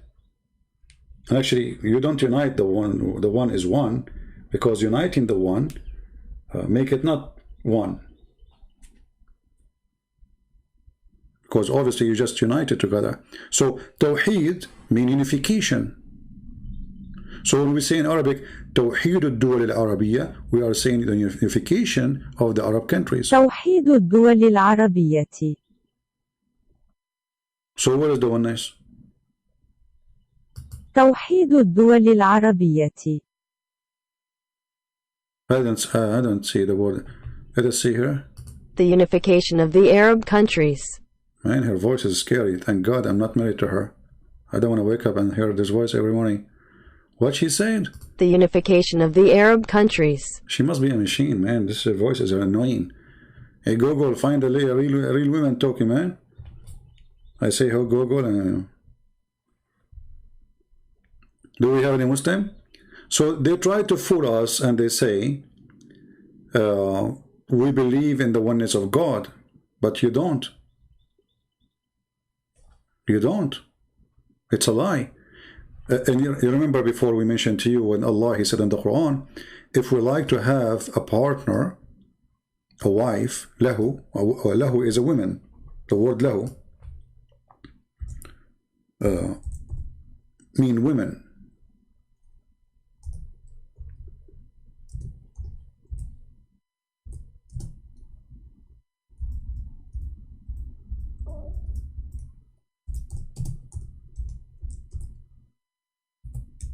So the Quran says, if Allah would like, if He didn't say I, if we had intended to take a partner, a wife, we will take it from ourselves. Okay, Allah want to take a wife from ourselves. If Allah is one, who is ourselves? Who he will marry from? And look at the funny translation that says our presence. But it doesn't say that. You change the translator, you will find the Quran changed, totally changed. This is big tab. Let us go to different idiot. Look what happened. We just changed the translator, we not changed the book. Had we intended to take a pastime, i.e. wife or a son, he need to take a wife in order to have a son, we could surely have taken it from us. Okay, how Allah is one and he would like to take a wife from us? Allah is going to have sex with himself like shaitan. Shaitan, according to Muslims, Allah created for him, the first shaitan, Allah created for him a penis in the right thigh and a vagina in the left thigh, and then he shake this into this and he do nikah, and then he, which means if himself, and then he laid 10 eggs. True story.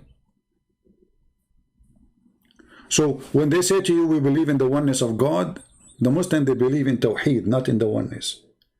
Muhammad, he unite between gods, Allah and Akbar. Allah, Al-Lah, Al-Lah, God Lah, the moon god, and Akbar, the sun god. Now somebody like an idiot like James White, he said to you, no, when somebody says to you the Muslim worship the moon god, this is not true. The Quran says don't worship the moon, you idiot. The moon god is not the moon. You are a certified donkey. This is why it says Allah, he have 12 moons. He is the God of the moons. Donkey.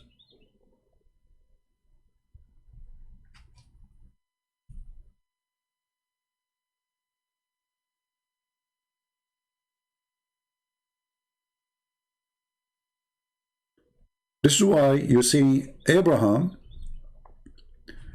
when he was looking for God, he said, this is my God, this is Akbar. He was talking about what? He was talking about the sun.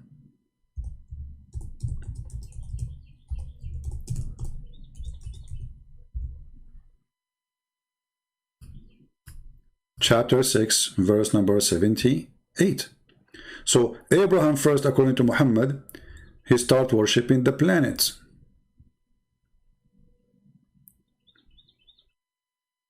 Stars. He saw a planet, we don't know which one. Muhammad did not say here in the Quran. He said, this is my God. And then when this planet or star disappear, he said, I don't like the one who disappeared. And here the story is very funny, very stupid. Why? Because now we are assuming that Abraham was blind all his life, and the first time he opened his eyes, it was night. And this is the first time he noticed that this star would disappear. You see how stupid the story? Like he did not notice before that the star disappear. And do the star disappear anyway? This is God talking, supposedly not. And by the way, when the Muslim, they say to you the Quran, nobody can make Quran. Don't they say that? People, don't the Muslim, they say to you, no one can make Quran?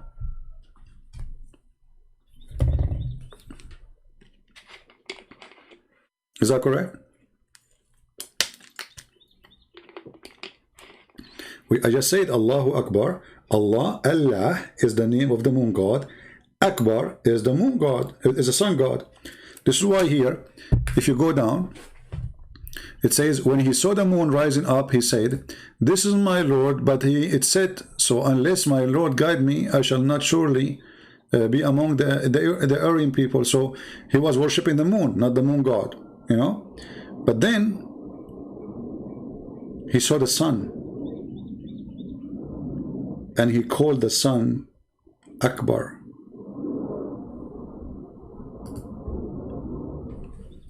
Muhammad at that moment, he was trying to make the Jews believe that he is like them. He's a Jew. See, Muhammad is like Obama. He's a Muslim with the Muslim. He's a Jew with the Jew. Like Obama, he go to Egypt, he quote the Quran. Obama, he go to Jerusalem, he wear the hat of the Jews. Obama sit with the atheist, he make fun of the Bible.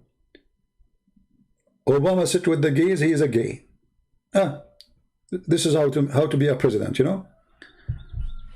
Corrupt word. So when he saw the sun rising, he said, this is Akbar. He did not say this is a greater. He says this is Akbar. Akbar is what the sun is described. How come he did not describe the moon? Akbar. Is really the sun is bigger? Is it? Why he called it Akbar?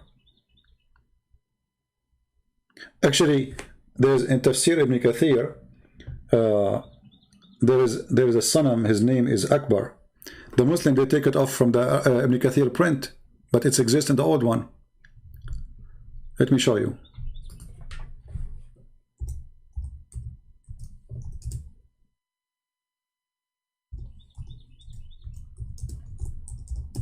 Like in the other day, I went to search for it.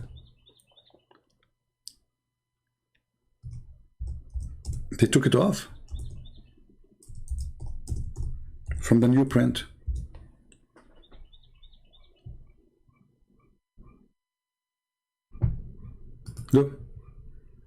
Look at the corruption. Look at this religion. This is the book of Ibn Kathir, and this is the older copies. كانوا يعبدون أصناما فصنم يقال له. Here this one, sorry, this one is about Samad. Don't you, the Muslims, they say Allahu Samad? Don't the Muslims, they say Samad? Allah is a Samad? قل هو الله أحد Allahu Samad? That is taken from other religion, from the Sabian. So there is a statues, ancient statues, was exist in the Arabian Peninsulas, exist everywhere, and there is one was exist next to the Kaaba or inside the Kaaba. وغيره أنهم كانوا يعبدون أصناما فصنم يقال له صمد. And the other one called Samud. There's Samad and there's Samud. They took it off.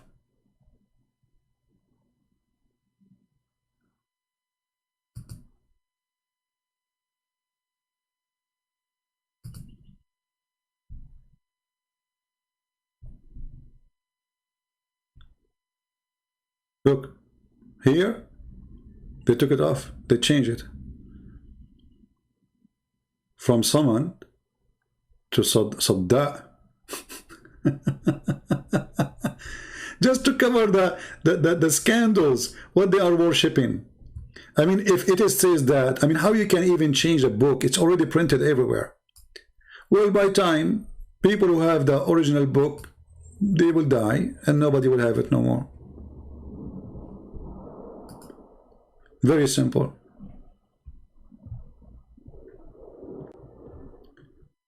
Do we have any Muslim want to say anything?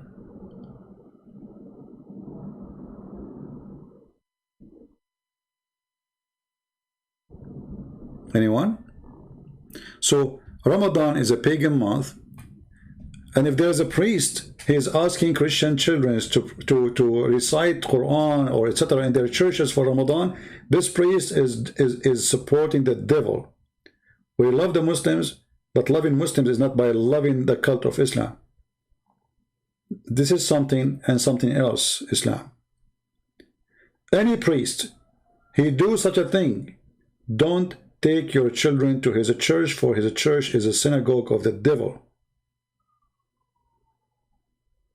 Remember the Lord, he says, not everyone says to you, says to me, Lord, Lord, God, God, will enter the kingdom of my Father.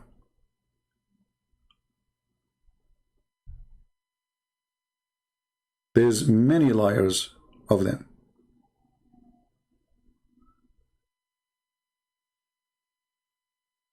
So if you ever see a priest, he's trying to promote the cult of Islam, he's a church, you should know that you should know better that he is no Christian.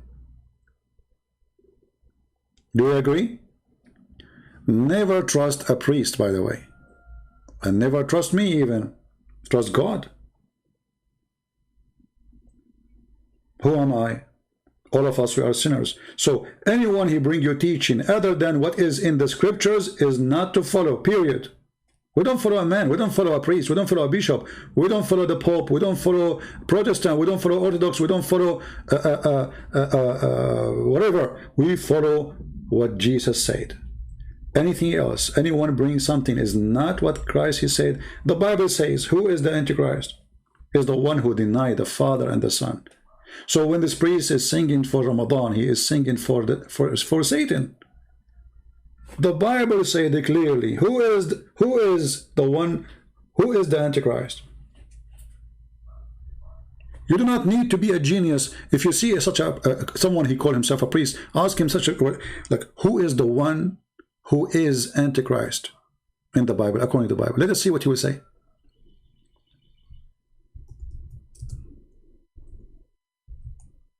It is the one who denied the Son and the Father. Don't Islam deny both? Islam don't believe that we have a Father, and Islam does not believe that God have a Son. So when somebody claims to be a priest, he's teaching according to who? They say to you, this is interfaith, to be nice to Muslim. Be nice to Muslim, give a donation, feed the poor people. Go walk in the street. If you see somebody is a Muslim and he's poor, help him. Not by praying to Allah. When you pray to Allah, you are not feeding a Muslim. You are not feeding a Muslim, you are not feeding Christian. You know, this is what people help.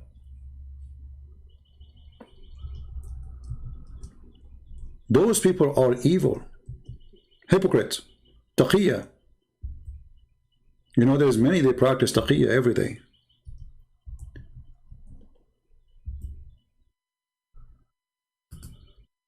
He is Antichrist, the one who denied the Father and the Son.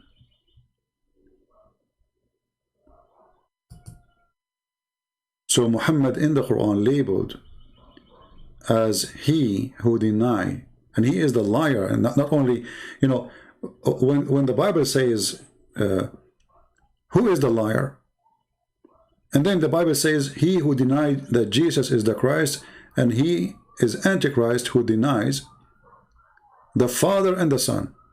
So Muhammad, he have two description in the same time. He is Antichrist and he is a liar.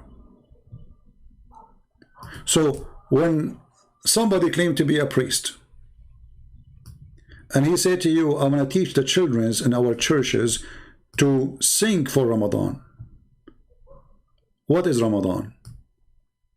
A month brought or celebration ritual by the man who killed people on Ramadan. This is the month where Muhammad slaughtered the Christians. This is actually the last war they have against Israel. It was the war of Ramadan. Ramadan is not the month of peace. Muslim, they say to you, oh, in Ramadan we don't have war. Most of the wars Muhammad did and Muslim did, it was in Ramadan. But who is the liar? It is the one who denied the Father. It is the one who denied Christ. How do you deny Christ? Or Muhammad, he says that Jesus is the Christ. No, actually, he gave him a different name. He said that Isa is the Christ. We don't know what he said. But let us say, for the sake of argument, Muhammad is stupid and he thought this name is correct. Still, he don't believe. And he teach his followers to kill those who believe that Jesus is a son of the Father. And this is why he is an Antichrist. He's a liar. He's a false prophet. You have a false prophecy.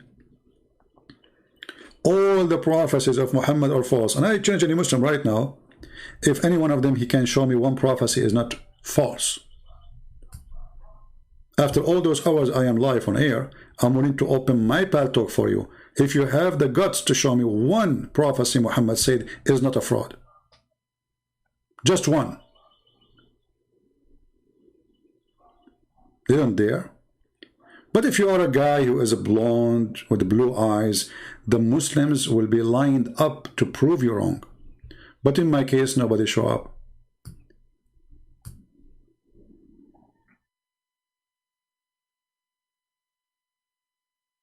Anyone?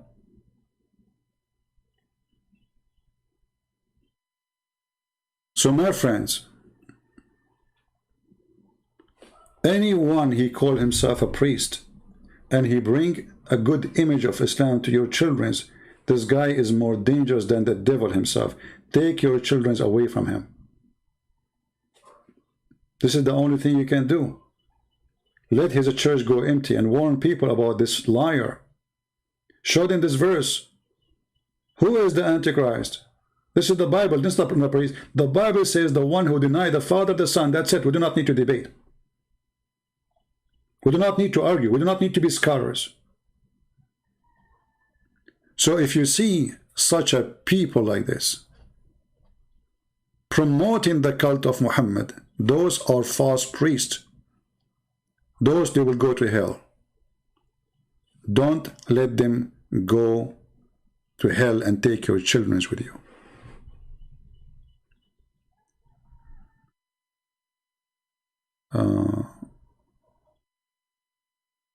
The prophecy of Muhammad saying Islam will come, I don't know about that one. If it's going to be true or not, we will see. Any Muslim?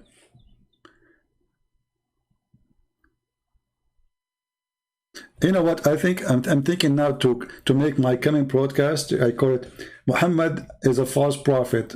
Prove me wrong. And we will challenge the Muslims, any Muslim, to call us and show us one prophecy of Muhammad.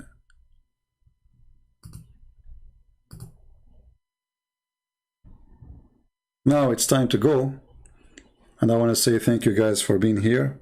I hope we learned together a lot of things together, and I wish I can share with you more, you know. But sadly, the language barrier is always making what I do limited, very limited actually. But what we are sharing with you is extremely enough to defeat Islam. It's more than enough. Islam is the most stupid cult ever you can imagine. I mean, I do not need to be a genius just to believe, to know that this can't be God. I mean, God, he promised me big boobs, endless penis. I mean, what is this? Are we talking about a God or talking about a cartoon? So Islam is very silly, very stupid. But don't think because it's stupid there's not somebody is going to be fooled by the stupidity. Because if you go on YouTube, you will see how much money they invest. Science and the Quran. Did you ask yourself why they are making those videos? So they can control your mind and make you believe that this is an amazing book, when the book is nothing but a joke.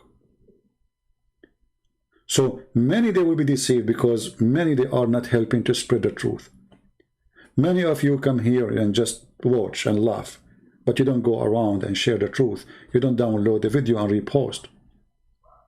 You see, if a Christian prince was a Muslim, I will have 100,000 people watching my video now, live. I don't want to compare myself to the idiot Zakir Naik, but look how many they watch him, and look how many they watch me. Why? Because a Christian, they don't support really. They like to watch, sadly. If I open my email, I will find every day 80, 100, 200, I don't know. Can you answer this guy? Can you refute this guy? Did you see this video? As if there's no Christian in this earth except me. Did you ask yourself why you don't do it yourself? Why only me? I am the only Christian left. So they wanna, oh, you are the one who is so good in it, but you can't do your part. I cannot do everything. And the funny, the Muslim, they think I have an army behind me. They think I have assistants, I have secretary. Hey, secretary, can you bring me some water? Water come. Look how fast my secretary is. I have Khadija here. Thank you, secretary. Yeah. So, do your part. Don't be a person who watch. One day the Lord, he will ask you what you did. Where you been? He did what you did. He did. Yeah, he did. What about you?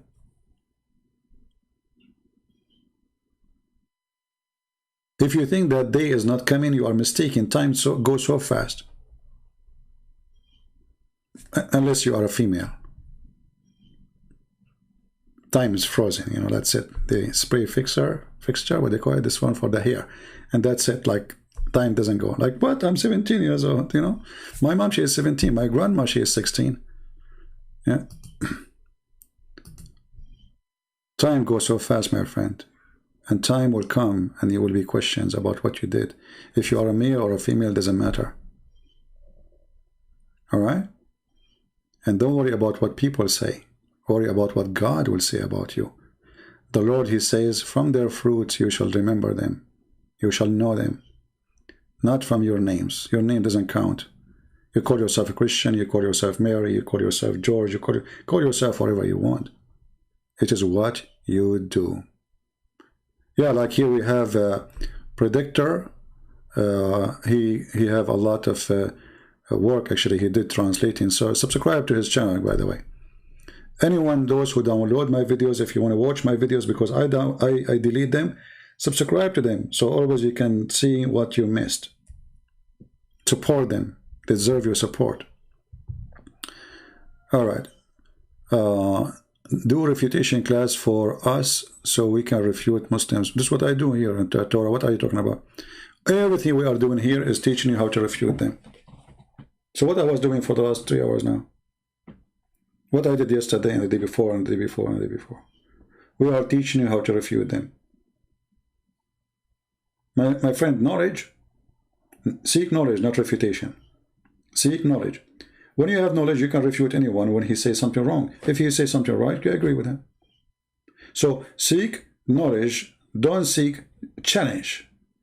Because challenge can be foolish too, you know. I mean, okay, I'm going to prove them wrong, but they are right. So seek knowledge.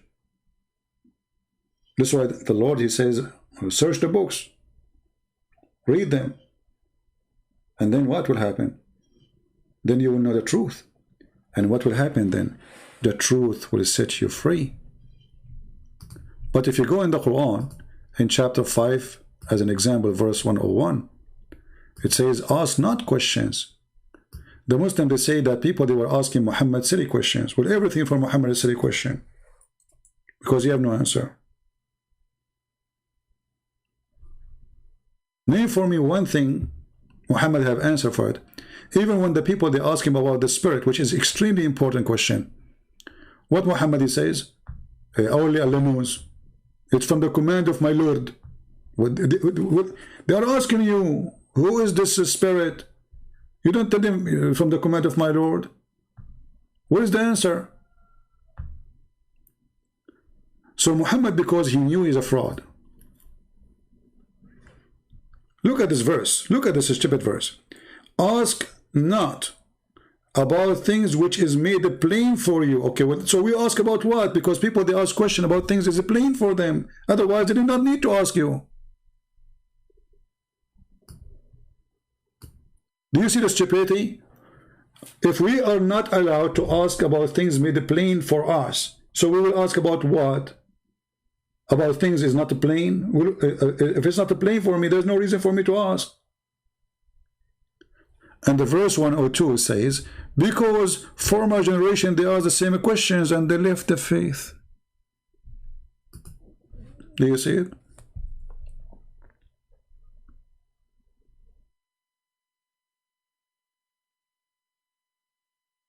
So with Jesus is the opposite. He wants you to read the books.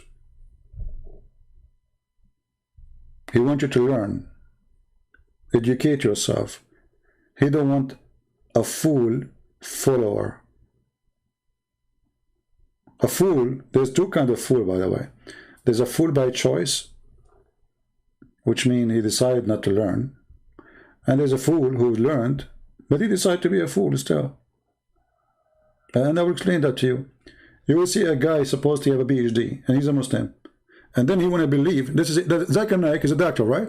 Don't they say that Zakir Naik is a doctor? Okay. If we ask Zakir Naik, let me find Zakir Naik, hold on. We miss him. Don't you guys miss him? I was going to leave an hour ago. I hate you people. I know many of you now getting excited. We want to have fun. Zakir Naik is coming. Like, hey, Zakir Naik. What a joker. I mean, if this is their scholar, so who is the idiot?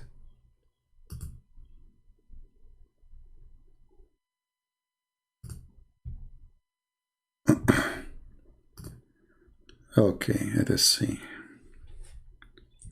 Zakir Naik, Quran,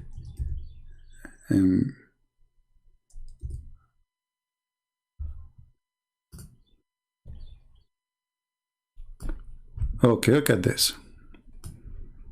Are you ready?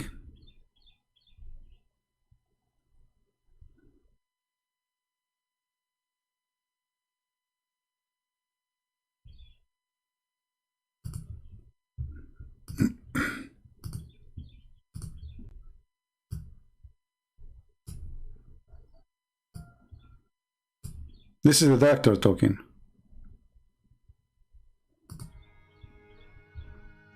Okay, come on. All the data that we could find in the Quran, as well as the Hadith, dealing with embryology. And they followed the verse of the Quran, Surah Nahl, chapter number 16, verse 43. And Surah Anbiya, chapter number 21, verse number 7, which says, فَاسْأَلُوا أَهْلِ الذِّكْرِ إِن كُنْتُمْ لَا تَعْلَمُونَ. He just killed Muhammad. اسألوا أهل الذكر إن كنتم لا تعلمون. So ask the Christians and the Jews. The verse saying, ask the Christians and the Jews if you do not know. If you don't know, if you are in doubt, ask the person who's knowledgeable. No, it doesn't say the person who is knowledgeable, you idiot. Ahl al-Dhikr, the people who have a book. He don't even know how to translate his Quran. The Arab students, they collected the verses of the Quran and the Hadith dealing with embryology and translated into English and presented it to Professor Keith Moore. That was about 30 years back. Yeah, well, this guy, he made himself, he made a book saying the Arab, they were great in science, except Islamic scientists, they were not good when it's come to embryology. And he quoted the Quran, the same one, the same person, they keep quoting his name. And I gave you the link for him. Who have it? Do you admin have the link for this Moore, Dr. Moore? Post it. This guy, he himself, he made fun of the Quran. And the Muslims, they keep quoting him. They invited him for a conference in Saudi Arabia. He got a big check. So he said, yeah, it says like something new. But in his book, this guy, he made fun of the Quran.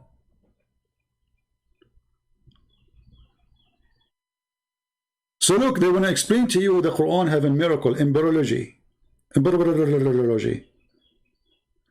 But if we go in the Quran, we will find the Quran saying the most stupid thing. That the dead blood became a baby. And the sperm became dead blood.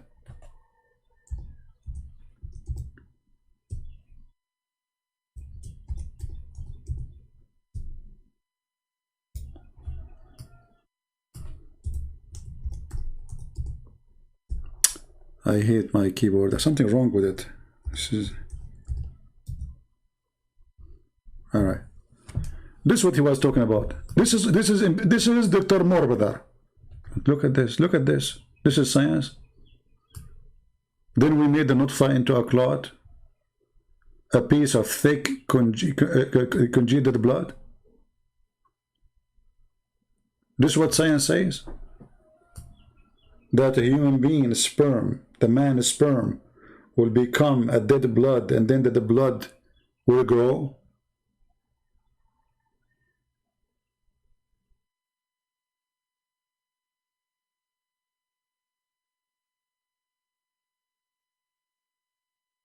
Any Muslim agree with this?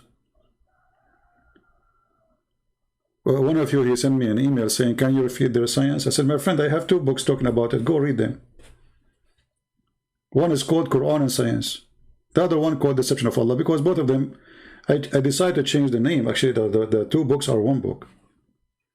The 2 books, because they became so big, you know, keep writing, keep writing. I said to myself that I have to stop. Otherwise, it's endless. So I made them 2 books. Deception of Allah and Quran and Science. Go and read and laugh. This is science. Do we have any Muslim when I say talk something about science? Because I'm really convinced the Quran is a book of science.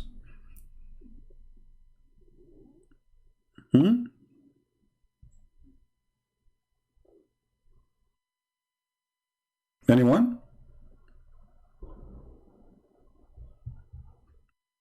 And Muhammad is the first one who come to a conclusion that if you have orgasm first, the baby will look a male and will look like you.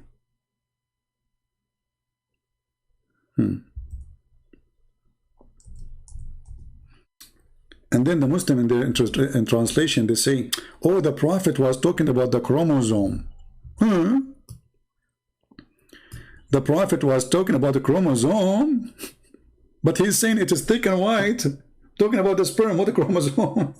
And he says the one who comes first, comes first. Suddenly the one who comes first became a chromosome. Science. This is why if you look like me, you look so bad, I mean, and you are going to sleep with your wife and you want to have a baby, well, don't have orgasm first, because then you will look like you. You don't want that to happen to your son, don't you? Do you? So let your wife have orgasm. So like choose a wife, she is good looking, and then never have orgasm first. Never. Otherwise, your kids will look like you. Well, you don't want that. Unbelievable. Like, you know, if I get married and I will say, no, you come first. She said, no, you come first. I said, no way, you come first. She said, you come first. I said, no, you don't understand. If I come first, the baby will look like me. I cannot do that. Stop, you are torturing me. Wisdom of the Prophet.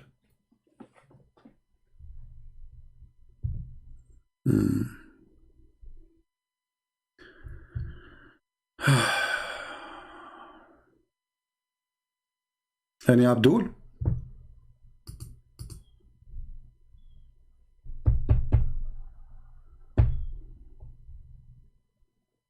And by the way, one of the most amazing thing about the sexual intercourse in Islam is when you go to the bedroom with your wife, you have to make a prayer. Like now, your wife, she is taken to take off her clothes, and she is waiting to His Majesty. She is excited, and now we start to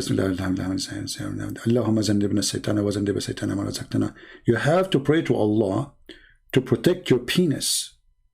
Otherwise, Shaitan, he will round himself around your penis, and he will be doing your wife with you, and then the son is not going to be your son or brother. A'udhu billah. That's science. I mean, who can deny that?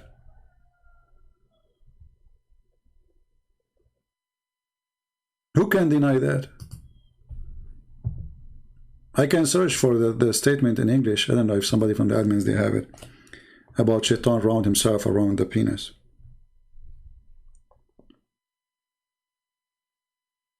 I remember once there was a Muslim, he came to a chat room in a program called Paltak, the one I use for Muslims to call me now. So this guy, each time he come to the mic and he say, you Christians are sons of Shaitan. Anyway, so once the admin, I was there, I used to sit like I'm working my book, and you know, I just, for fun, I'm listening. So the admin in the chat room, he said to me, can you just take the mic and say something to him? I said, say what? He said, I don't know. I mean, this guy, he do the same. Each time he come, he say the same to us. I know you are going to come with something. I don't know what it is, but you will make him not to say that forever. So I took the microphone. I said to him, so Abdul, are you saying that the one who is not a Muslim, Shaitan sleep with his wife and his sons will be sons of Shaitan? He said, yes. This is hadith. The Prophet says so. And then I said to him, are you sure that this hadith is authentic? He said, yes, it's authentic. I said, are you sure it's authentic? He said, yes, I told you it's authentic. I said, again, third time. You have to say it 3 times like Muhammad. Are you sure it is authentic? He said, what's wrong with you? I told you already it's authentic. I said, well, based on what you are saying, then your prophet himself is a son of Shaitan. Because your prophet, his father was not a Muslim, and his mother, she was not a Muslim too. So his father, when he had sex with his mother, Shaitan, he wound himself around the penis of Muhammad. You should see what happened to that guy. He started crying, literally. Oh, may Allah kill you. May Allah destroy you. You have a smart brain like the devil. You idiot. You want to keep saying to us we are sons of Shaitan because we are not Muslims, and Shaitan, he bound himself around the penis of our father.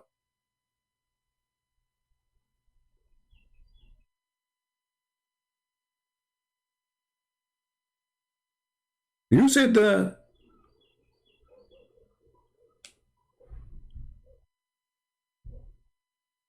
And then when I said to him, well, this is mean your prophet himself, and look here how stupid Muhammad is, how you say to them such a thing?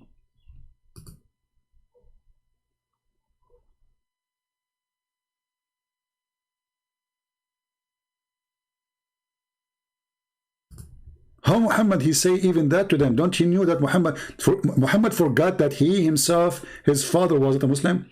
Look, this is their book. The admin, he posted the link for this. You can open it and you can save it. Look what it says here. Narrated by Mujahid, if a man has intercourse and does not mention the name of Allah, look, now you are holding, excuse my language, your private part, and now you have to mention the name of Allah. I mean, there's a connection if you think about it. Okay. Is the text clear? Let me zoom more. Most of you are old like me and you don't have good vision. Except women, for sure. They are all young here, you know. I'm just talking about men. Excuse me. Forgive me, please. Yeah. So, the fifth view is Mujahid. He said, if a man has intercourse and he does not mention the name of Allah, the jinn, which means the shaitan, he warp himself around his penis and has intercourse along with him.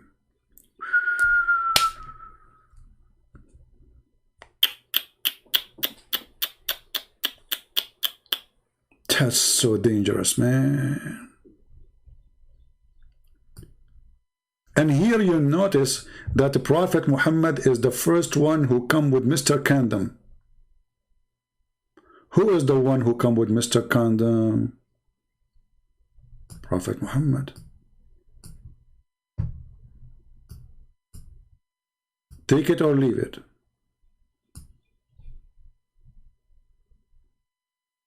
Right? I mean, we have to be honest here. Look at this. Look, let me take a selfie for it. Smile, Muhammad. We will put you on the screen. Okay, thank you, Muhammad. Come on, Muhammad. Don't smile too much. Okay. Look at this.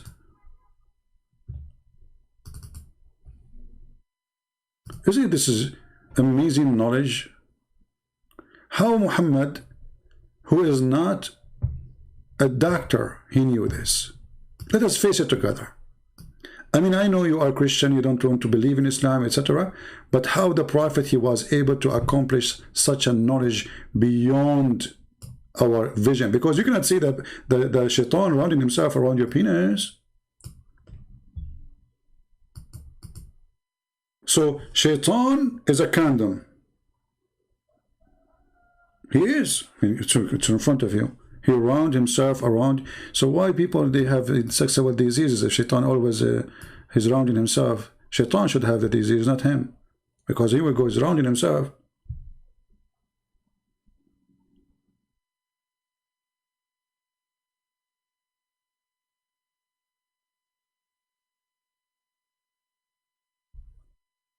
Now, because we are not Muslims and we don't say this prayer, we have to find a solution.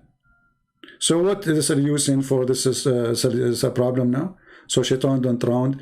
I think you have to cover it by oil, so it's going to be slippery. So if shaitan tried to hold himself on it, like he slipped like a zip. Shaitan, you cannot hold it. Sorry. What genius, Muhammad! This is science.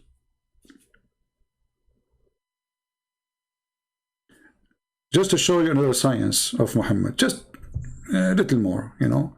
You do not need too much science, because too much science will kill you. You know you know the thing. You know what I'm saying? You know the thing, huh?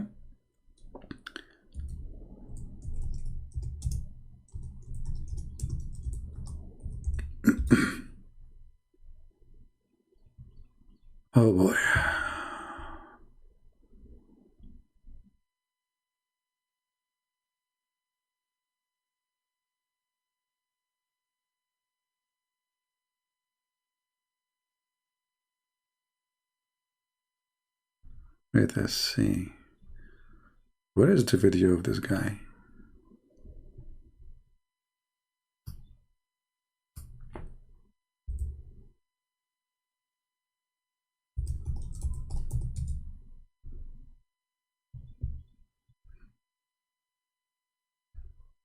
Each time I look for something, I find I find my videos, not the video of the guy who I'm looking for. Ah, here we go. But this is not the whole video, it's a very short video. But this is science too, I mean, we have to admit. Hadith of Tirmidhi it says, yeah, when you give the adhan, the shaitan, he not only runs, but the hadith says, lahu durat. You know what durat is? Durat is, he runs, and as he's running, yeah, his fart comes out. Lahu durat. I'm not making this the hadith. And listen to the hadith, like you first, you know what the deen is about. The deen is about getting the shaitan away from you. So you know, you're going to the toilet, you know, Bismillahi Allahumma inni a'udhu bika min al-khubuthi wal khaba'ith. Now you are going, excuse my language, you are going to do literally shit. Literally. I say the word as it is. And now you have to say Allah. I mean, now you have to remember Allah. And now you have to pray to Allah. Why? What is the occasion? It's a shit time. Excuse my language. I know some people, they'll say you should not talk like this. I don't care what people say. Deliver it as it is. Not the shit, I mean the word. No manure, no manure. So Allah protect me from these devils. You go in there with your left foot. The left foot you went in, you get... Left foot, brother. Brother, left foot. Don't enter with the right foot, brother. No, haram. Haram. Left foot, left foot, left foot, left foot. Don't enter with the right foot. Please don't do it. Such a mistake is really serious and dangerous. Brother, what will happen if I enter with the right foot? Shaitan, he will put a screwdriver in your anus. I'm serious. He will go, he will play with it. You know, he play with it, and you have to go to the bathroom like, you know, do it, you know, it's not coming. Even if you enter with the left foot, but you don't say the prayer, like if one of them is missing, that's it. Shaitan, he got you. He got your anus. Get a reward for that. You're in the toilet, shaitan can't see you anymore. That's in a hadith. Bismillahi Allahumma inni a'udhu bika min al-khubuthi wal... Look. You say the prayer, shaitan, he can't see you, become invisible. I'm going to do that to rob a bank. I will say the same prayer and will go. Let me see if they will see me when I get inside the bank. I will go and take all the money and get out, and nobody will see me, like security, nobody, like, you know, like even the camera, like there's nobody, you know, like why? Because you said this prayer, you became invisible. Shaitan cannot see you, brother. This is deep. Durat. You know what durat is? Durat is, he runs, and as he's running, yeah, his fart comes out. Lahu durat. And do you hear the background music? This is like praying to Allah. I mean, look at the topic and look at the music in the background. I mean, it fit perfectly. Perfect background with perfect topic. It's a shitty religion, what we can say. What is this background is about? What a Muslim, what are you doing? Lahu durat. You know what durat is? Durat is, he runs, and as he's running, yeah, his fart comes out. Lahu durat. I'm not making this the hadith. And listen to the hadith, like you first, you know what the deen is about. The deen is about getting the shaitan away from you. So you know, you're going to the toilet, you know, Bismillahi Allahumma inni a'udhu bika min al-khubuthi wal khaba'ith. So Allah protect me from these devils. You go in there with your left foot. The left foot you went in, you get a reward for that. You're in the toilet, shaitan can't see you anymore. That's in a hadith, right? Guys, I have to go to the bathroom. I want to try something. Because honestly, like all of us, we have to say the truth. We suffer when we go. Because none of us say this prayer. None of us, we say this prayer. We have to be honest. Come on. How many of you suffer every day? All of you must be, you know. Hindus, Buddhas, atheists, all of you. You go to the bathroom, shaitan, he play with your anus. If we take a photocopy of your anus, only Allah knows what we will find there. Screwdriver, screws, maybe a spoon, a fork, a chair. I mean, whatever shaitan he used for his living room.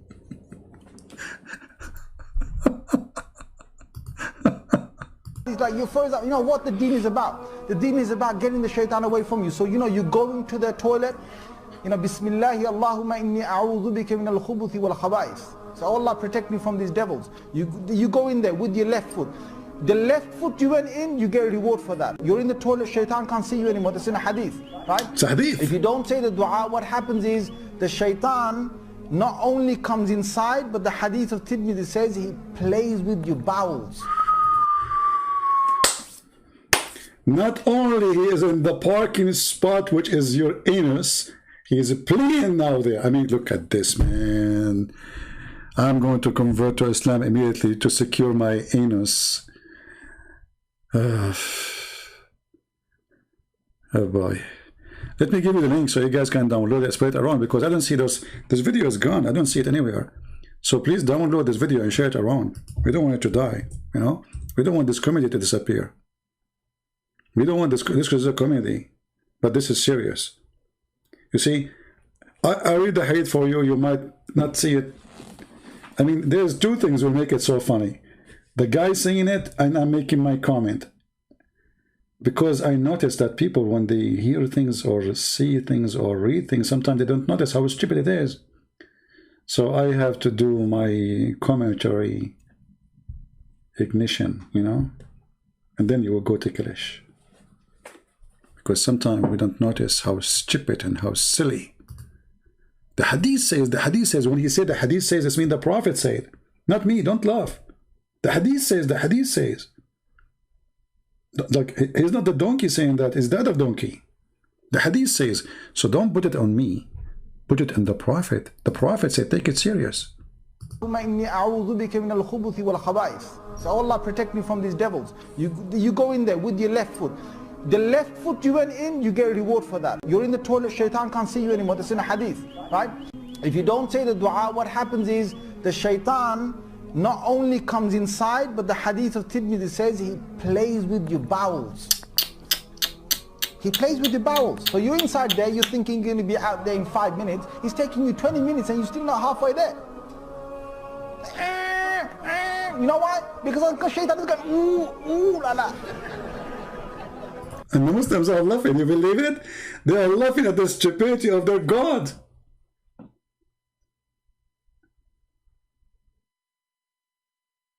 You are now sitting in the toilet seat. Okay, hold on. This is not enough for you guys. I think we need to have to do some work here. I mean, I don't think this is working. I think the explanation of this guy is not good enough for you. I don't know. I have a feeling that you are not understanding how serious the situation is.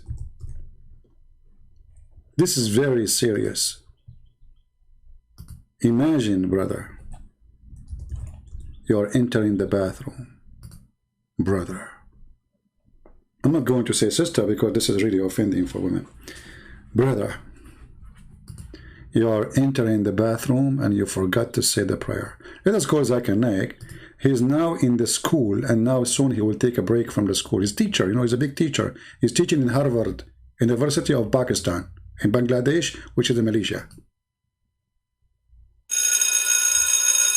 See, he took a break now. Okay, now let me call him. Now we can call him, because before that he is busy, you know, he's busy.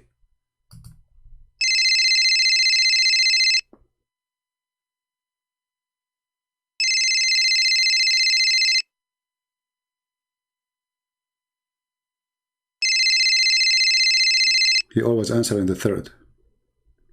Hello? Christian Prince, I can't talk to you. First, I was speaking for many hours. Secondly, you are stupid. Hey, Zakir Naik, hold on. You are the smart, and so we are calling you, like we have to admit.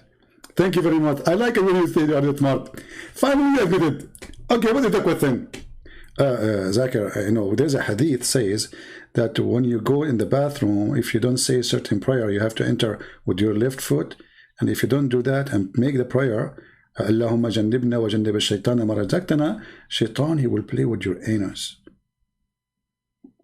Is that true? Christian Prince, there is a scientist. His name is the Panid name. It's very hard for you to pronounce, but I'm going to help you. His name is Honda Toyota. It's very well known. And he's the one who discovered this. That if you enter the bathroom and you don't do the salat, I think the last part was in Urdu. I'm not sure really what you're saying. I'm saying, the scientist, his name is Honda Suzuki. Zakir Naik, you said first Suzuki Honda. Now his name became Honda Suzuki. Great simple. It doesn't matter. Because simply the Japanese last name and first name always are mixed. And it depends how you flip him. So Mr. Suzuki Honda Toyota, he said that if you go to the bathroom and you don't get the prayer, Satan, he play with your anus. Okay, but what is the proof? I'm going to play to you. He installed a very high sensitive cameras. He installed where? What? Cameras? Exactly. And they make that interfering. What? Interfering. Oh, you mean like X-ray and... Exactly. By the way, Christian, I noticed after watching my video, your knowledge is increasing. And even your English is improving.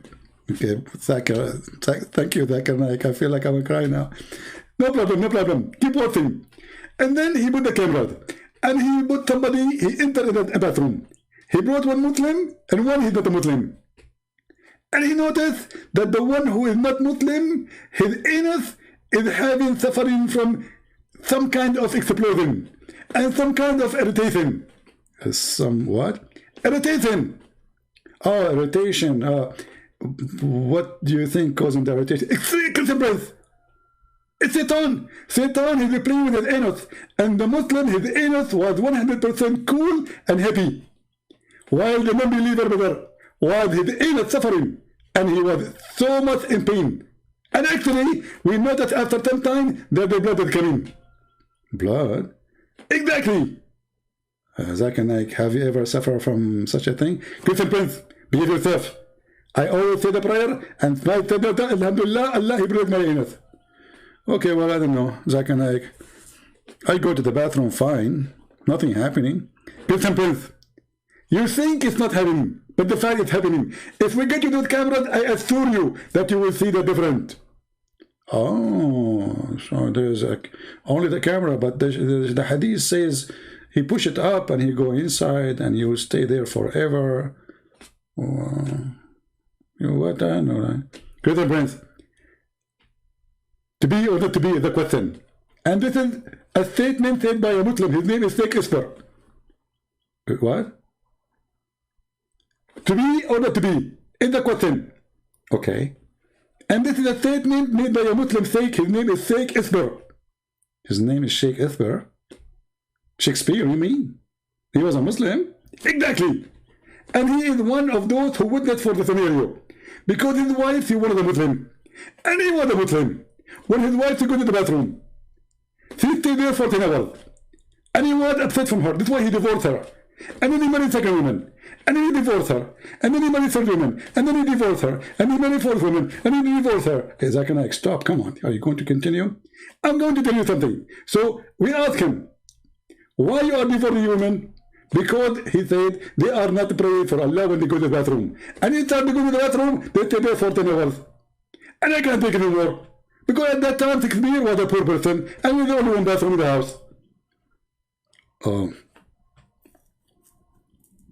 So why you don't go first before they go? Christian Prince, it's very impossible to talk to you. We must go in the bathroom to 10 hours. Why are you doing first? You cannot control it. Okay. I mean, you get the point there. If she's staying there for 10 hours doing poo-poo. Exactly. I mean, 10 hours. Not 16 hours. Christian Prince, I think you're making fun of me. And you know, you're fully on your debate. And this is proven scientifically. And thank you very much for calling me and don't call me again. Thank you. Bye-bye.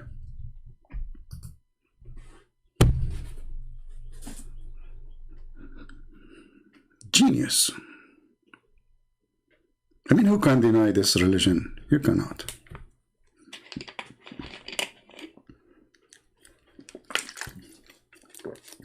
And then they make videos for you about Quran and science. And the prophet of science. And now you are inside the bathroom and Shaitan is inside your anus. He plays with the bowels. So you're inside there, you're thinking you're going to be out there in 5 minutes. He's taking you 20 minutes and you're still not halfway there. You know why? Because Shaitan is going, ooh, ooh, la la. See, the hadith told you, the hadith says to us, he plays with your bowels. Yal'abu, yal'ab, he plays with your bowels. That's Hadith it? of Tirmidhi says, it says. Shade. Did he say shade? Hadith al-Tirmidhi shade? Shade. Anyway, what a shitty topic. I want to say, guys, thank you very much for being here. I think it's time for me to go. I hope we have a good time together. Remember, we are not here just, you know, I mean, yes, we have a good time, we laugh, but this is a very serious topic, and they are trying to deceive your children. They are spending a lot of money in Europe, in Australia, in Canada, in USA, billions, not millions, in order to deceive your children. So you have a duty, serious duty. A church starts at home, not at school, and not at church. For many who they are in the churches who claim to be priests are deceivers, and they are politically correct. Many of them don't even dare to say that Islam is of the devil. And if somebody says that, they will make him the devil himself. Fighting the devil is not easy. I do my part. Do you do your own? Protect your family, teach them, educate them, so you will not have one of your family to be a victim. One of your children go to school and they fool him. Teach them, educate them, and don't want them to be exposed to lies without being protected with the truth. Thank you all for being here. May the Lord bless you. Pray for the Muslims. We love them, we don't hate them, but Islam for sure is nothing but a fraud, a scam, an evil religion. The Lord, he said, from their fruit you shall know them. And Muhammad is a fruit, is more than proof of how evil Islam is. God bless, and see you soon again. God bless you. Take care.